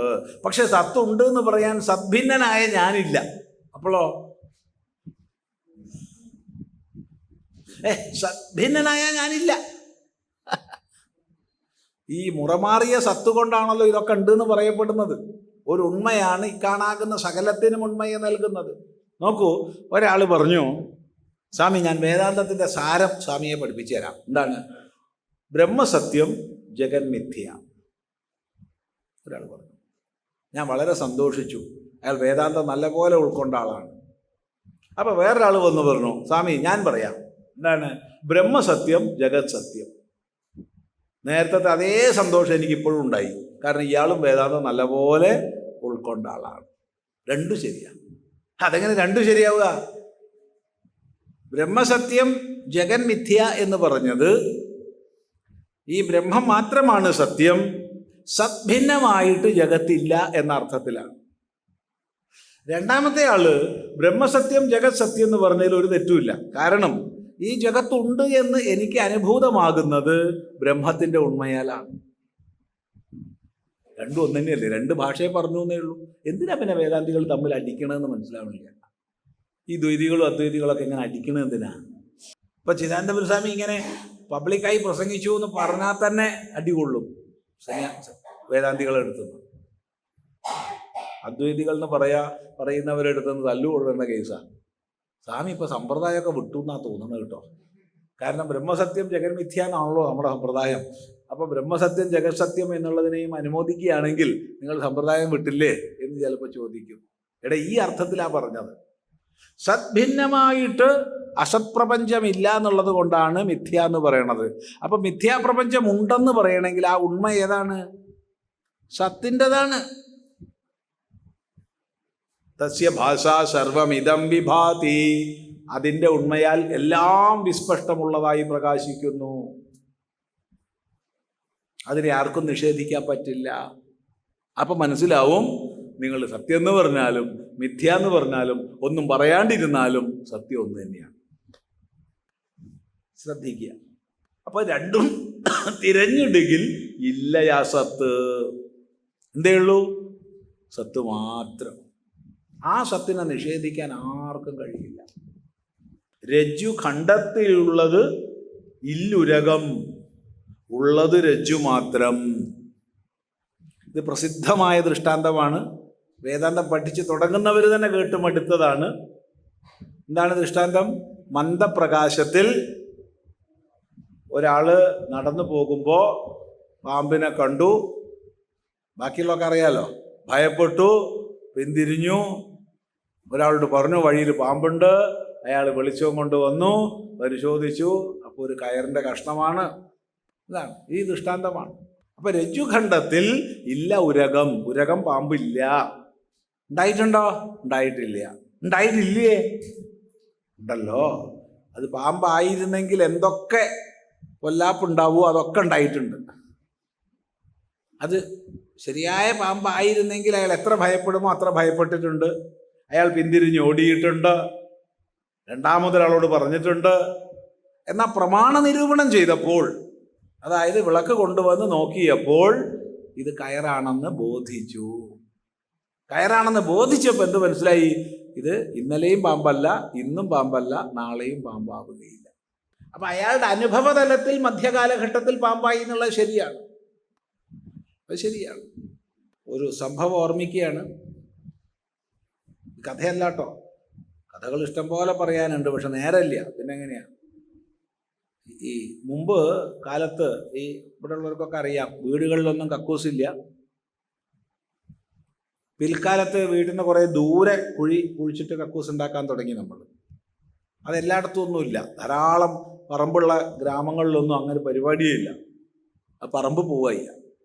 എത്ര കൂടുതൽ വലിയ പറമ്പുണ്ട് അത്രയും ദൂരെയാണ് പോവുക. വളരെ ശുചിത്വബോധമുള്ളവർ ചെറിയൊരു കൈക്കോട്ടും കൊണ്ടാണ് പോവുക. എന്നിട്ട് കുഴിച്ച് മണ്ണുകൊണ്ട് മൂടും. അത്രയേ ഉള്ളൂ. അതില്ലാത്തവർ അതുമില്ല. അങ്ങനെ പല രീതിയിലാണ് പെരുമാറുക. ഏതായാലും നമ്മളെ കഥാനായകൻ പോയി തിരിച്ചു വന്നു. ആകെ പരിഭ്രമായി, തല കറങ്ങണു. എന്താ കാരണം? അത്രയധികമാണ് രക്തം പോയത് വയറ്റിൽ. അത്രയധികമാണ്. അയാൾക്ക് തല കറങ്ങി, ആകെ വിയർത്തു, കിടപ്പിലായി. അന്ന് ഡോക്ടർമാരുടെ അടുത്തേക്ക് പോകുക എളുപ്പമൊന്നുമല്ല. ആകെ കോഴിക്കോട് 1-2 ഡോക്ടർമാരേ ഉള്ളൂ ആകെ. അത് അവിടുന്ന് ഗ്രാമത്തിൽ നിന്ന് നടന്ന് അല്ലെങ്കിൽ ആരെങ്കിലും എടുത്തു കൊണ്ടുവരണം വളരെ ദൂരത്തേക്ക്. എന്നിട്ട് അവിടുന്ന് ജീപ്പിൽ കൊണ്ടുപോകണം. അങ്ങനെയൊക്കെയാണ് ഇവിടെ എത്താൻ പറ്റുള്ളൂ. ഇയാൾക്കാണിച്ച ആകെ പ്രശ്നമാണ്. അത്ര രക്തം പോയിട്ടില്ല, കുറച്ചൊന്നും അല്ല ആയിട്ടൊന്നും. അപ്പോൾ അയൽ വീട്ടുകാരൊക്കെ സംഘടിച്ചു, സഭ കൂടി. അങ്ങനെയൊക്കെയാണ് അന്നത്തെ കാലത്ത്. വലിയ ചർച്ചകളായി. എങ്ങോട്ടാ കൊണ്ടുപോകേണ്ടത്, എങ്ങനെയാണ് കൊണ്ടുപോകേണ്ടതെന്നായി. വൈദ്യൻ്റെ അടുത്ത് കൊണ്ടുപോയാൽ മതി എന്നായി, അല്ല ഡോക്ടറെ അടുത്ത് കൊണ്ടുപോകണമെന്നായി. ഇങ്ങനെയുള്ള ചർച്ചകളൊക്കെ മുറുകിയിരിക്കുമ്പോഴാണ് വീട്ടിൽ കുട്ടി ആകെ പരിഭ്രമിച്ച് അന്വേഷിച്ച് നടക്കുന്നത്. കാരണം ഈ കുട്ടി കളിക്കാൻ വേണ്ടിയിട്ട് തേക്കിൻ്റെ തിരുളും വേറെ ചില ഇലകളും കൂട്ടി അരച്ച് ഈ രക്തവർണ്ണമുള്ള ഒരു ദ്രാവകം ഉണ്ടാക്കി വെച്ചിട്ടുണ്ട്. ഇത് കാണുന്നില്ല കുട്ടിക്ക്. ഇതെടുത്തിട്ടാണ് ഇയാൾ വെളിക്ക് പോയത്. ഇത്രയും ഉണ്ടായിട്ടുള്ളൂ, വേറെ ഒന്നും ഉണ്ടായിട്ടില്ല. ഇത് കഥയല്ല, കഥയാന്ന് വിചാരിക്കല്ലോ. ശരിക്കും 1-ാം തരം രക്തമാണ്. രക്തമല്ല നിങ്ങളാരും പറഞ്ഞേക്കരുത്, രക്തം തന്നെ. അത് തേക്കിൻ്റെ തിരുളും വേറെ ചില ഇലകളും കൂട്ടി അരച്ച് കുട്ടി വളരെ കഷ്ടപ്പെട്ടിട്ടുണ്ടാക്കിയ രക്തമാണത്. ഇതുകൊണ്ടാണ് ഈ കക്ഷി പോയത്. കൈ ഒന്നായിട്ട് രക്തമാണ്. ഇത്രയും രക്തം ഉണ്ടാവണമെങ്കിൽ എത്ര പോയിട്ടുണ്ടാവണം? ഇത് മനസ്സിലാക്കിയപ്പോൾ രോഗവും മാറി, എല്ലാം മാറി. ഒരു പ്രശ്നമില്ല. കോഴിക്കോടേക്കും പോണ്ട, എങ്ങോട്ടും പോണ്ട, തീരുമാനമായി. ഇത്രയേ ഉള്ളൂ. അധിഷ്ഠാന വസ്തുതത്വത്തെ അറിയാതിരിക്കുമ്പോൾ ഭ്രമം വരും. ഇന്നലെ ആശ്രമത്തിലൊരു അമ്മ വന്നു, ഇന്നലെ ഇവിടെ വരുന്നതിന് കുറച്ച് മുമ്പ് വന്നിട്ട് എന്നോട് പറഞ്ഞു, സ്വാമി ചിദാനന്ദപുരി സാറിനെ ഒന്ന് കാണണം. ഞാൻ പറഞ്ഞു, അമ്മ പറഞ്ഞോളൂ, സംസാരിച്ചോളൂ. അവർ കുറേ ഒരു കൂട്ടമൊക്കെ സംസാരിച്ചു, പക്ഷെ അവർക്ക് തൃപ്തിയില്ല. കാരണം എന്നെ കണ്ടാൽ അവരുടെ മനസ്സിലുള്ള ഒരു ചിദാനന്ദപുരി സാർ ആവുന്നില്ല. ഞാൻ എന്ത് ചെയ്യും? എനിക്ക് ഇത്രയൊക്കെ അല്ലേ ആവാൻ പറ്റൂ, എനിക്ക് വേറെ വല്ലതും ആവാൻ പറ്റുമോ? വേണമെങ്കിൽ വേറെ ദിവസം വന്നോളൂ പറഞ്ഞിട്ട് വേണമെങ്കിൽ ഒരു സിൽക്കിൻ്റെ ഒക്കെ ഇട്ടിട്ട് വേണിച്ചാൽ ഇരിക്കാം, എനിക്ക് അതിന് വിരോധമൊന്നുമില്ല. ഇന്നലെ ഉണ്ടായതാ, ഇന്നലെ മിഞ്ഞാന്നൊന്നും അറിയില്ല, ഇന്നലെ തന്നെ. ഒരധിഷ്ഠാനത്തെ നമ്മൾ അറിയുന്നില്ലെങ്കിൽ അന്യവസ്തുവിൽ അതിനെ നമ്മൾ ആരോപിക്കും. അപ്പൊ വസ്തുവെ തിരിച്ചറിയില്ല, ഒരു ദോഷം. രണ്ട്, അവസ്തുവിൽ വസ്തുബുദ്ധി വരും. ഇല്ലേ? വരില്ല? വരും. കുറേ കൊല്ലങ്ങൾക്ക് മുമ്പ്, കുറേ കൊല്ലായി, പന്മന ആശ്രമത്തിൽ നമ്മളൊരു തറക്കല്ലിടാൻ പോയിരുന്നു. അന്ന് അവിടെ 2 തറക്കല്ലിടൽ ചടങ്ങുണ്ട്. ഒന്ന്, ആശ്രമത്തിൻ്റെ ഒരു വലിയ കെട്ടിടം, അതിന് തറക്കല്ലിടുന്നത് പരമപൂജനീയ ആതുരദാസ് സ്വാമികളാണ്. പിന്നെ ഒരു ഓൾഡ് ഏജ് ഹോം ഉണ്ട്, അതിന് തറക്കല്ലിടുന്നത് ചിദാനന്ദപുരി സ്വാമിയാണ്. അപ്പം ഞങ്ങളൊക്കെ അവിടെ ഇങ്ങനെ ഇരിക്കുന്നുണ്ട്, കുറേ കൊല്ലമായി ഇത്, ആതുരദാസ് സ്വാമിയുള്ള കാലത്താണ്. അപ്പോൾ ഒരു സ്വാമി വന്നു. സ്വാമി വന്നപ്പോൾ, ആ സ്വാമി എവിടുന്നാണ് വരുന്നത്? ഓം നമോ നാരായണായ എല്ലാം പറഞ്ഞു. ഞാൻ ആതുരാശ്രമത്തിൽ നിന്ന് വരികയാണ്. അപ്പോൾ ആതുരദാസ് സ്വാമി അദ്ദേഹത്തോട് ചോദിച്ചു, അല്ല ആതുരദാസ് സ്വാമി എന്താ, ശരീരത്തിൻ്റെ സ്ഥിതി എന്താ? അയ്യോ, അദ്ദേഹത്തിന് അനങ്ങാൻ വയ്യാണ്ട് കിടക്കുകയാണ്. ആരോട്? അദ്ദേഹത്തിന് അനങ്ങാൻ വയ്യാതെ കിടക്കുക. ഓ, തീരെ വയ്യ അല്ലേ? തീരെ വയ്യ, വയസ്സായില്ലേ? തീരെ വയ്യാണ്ട് കിടക്കുകയാണ്, അനങ്ങാൻ വയ്യ. അപ്പം നിങ്ങൾ ഇന്ന് കണ്ടോ അദ്ദേഹത്തെ? ഞാൻ അദ്ദേഹത്തെ ഇന്ന് കണ്ടിട്ടല്ലേ വരുന്നത്. ഓ ശരി, സന്തോഷം, നന്നായി. ആരോടാ പറയണത്? ആതുരദാസ് സ്വാമിയോട്. ആരെക്കുറിച്ച്? ആതുരദാസ് സ്വാമിയെ കുറിച്ച്. എന്താ ചെയ്യുക? അതാണ് വസ്തുബോധമില്ലെങ്കിൽ അവസ്തുവിൽ വസ്തുവാരോപം ചെയ്യും. അവസ്തുവിൽ വസ്തുവാരോപം ചെയ്യുമ്പോൾ വസ്തുബോധോട്ട് ഉണ്ടാവുകയില്ല. കാരണം ഇത് തന്നെയാണെന്ന് മനസ്സിലാക്കി കഴിഞ്ഞാൽ പിന്നെ ഇത് ഇതാണ് പ്രശ്നം. അതുകൊണ്ട് ഇത് അനാദിതമ സ്വഭാവമാണ്, അനാദിതമ സ്വഭാവം. ശ്രദ്ധിക്കുക. രണ്ടും തിരഞ്ഞിടുകിൽ ഇല്ല അസത്ത്, ഇല്ല അസത്ത്. ഏതുപോലെ രജ്ജു ഖണ്ഡത്തിലുരകം. വ്യക്തമാണല്ലോ. രജ്ജു ഖണ്ഡത്തിൽ കയറിന്റെ കഷ്ണത്തിൽ, രജ്ജു കയറ് ഖണ്ഡം കഷ്ണം, രജ്ജു ഖണ്ഡം കയറിന്റെ കഷ്ണത്തിൽ ഇല്ലുരകം, പാമ്പില്ല. പിന്നെയോ ഉള്ളത് രജ്ജു മാത്രം. 3 കാലത്തിലും അത് രജ്ജു മാത്രമാണ്. അപ്പൊ മുറമാറിയ സത്തസത്തിൽ എന്താ ഉള്ളത്? സത്ത്.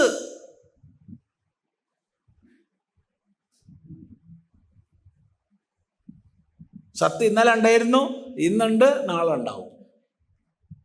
അസത്ത് ഇന്നലെ ഇല്ല, ഇന്നുണ്ട്, നാളെ ഉണ്ടാവില്ല. അതുകൊണ്ട് അതിന് മിഥ്യ എന്ന് പേര്.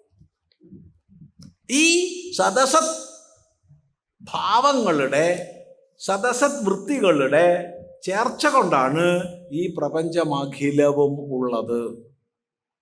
ഞാനുണ്ട്, നമ്മുടെ കസേര ഉണ്ട്, ഈ കെട്ടിടമുണ്ട്, വീടുണ്ട്, നാടുണ്ട്, അതുണ്ട്, ഇതുണ്ട് എന്ന് പറയുന്നിടത്തൊക്കെ ഈ സദസത് വൃത്തികൾ ചേർന്നിട്ടാണ്.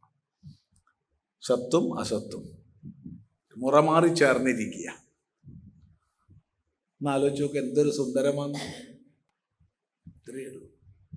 ഇതാണ് സത്യം. ഈ സത്യം അംഗീകരിച്ചാൽ വേദാന്തം ഉൾക്കൊണ്ടു. പക്ഷെ അംഗീകരിക്കാൻ നമുക്ക് കുറച്ച് വിഷമമാണ്. കാരണം എന്താ വെച്ചാൽ ഈ മുറമാറിയതിലാണ് നമ്മളിപ്പോൾ ജീവിക്കണതും എല്ലാം ആശ്രയിക്കുന്നതും എല്ലാം കണ്ടുകൊണ്ടിരിക്കുന്നതൊക്കെ. അതൊന്നങ്ങോട്ട് ചെറുതായിട്ട് മാറ്റി പറയാന്ന് പറഞ്ഞാൽ തന്നെ നമുക്ക് വിഷമമുണ്ടാവും. പക്ഷേ ഇതാണ് വേദാന്തം. ഇത്രയേ ഉള്ളൂ. ശ്രദ്ധിക്കുക. നോക്കൂ, ഉണ്ടില്ല എന്നു മുറമാറിയ സത്തസത്തു രണ്ടും പ്രതീതമിതനാദി തമസ്വഭാവം രണ്ടും തിരഞ്ഞിടുകിലില്ല അസത്തു രജ്ജു ഖണ്ഡത്തിലില്ലുരകമുള്ളതു രജ്ജു മാത്രം. ആർക്കും സംശയമൊന്നുമില്ല എന്ന് വിചാരിക്കുക. അസ്ത്യസ്തി എന്നു സകലോപരി നിൽപ്പതൊന്നേ സത്യം, സമസ്തവും അനിത്യം അസത്യമാകും. മൃത്തിൻ വികാരമിതസത്യമിതിങ്കലൊക്കെ വർത്തിപ്പതോർക്കുകിലൊരു മൃത്യുതു സത്യമത്രേ. അടുത്ത ദിവസം പഠിക്കാം.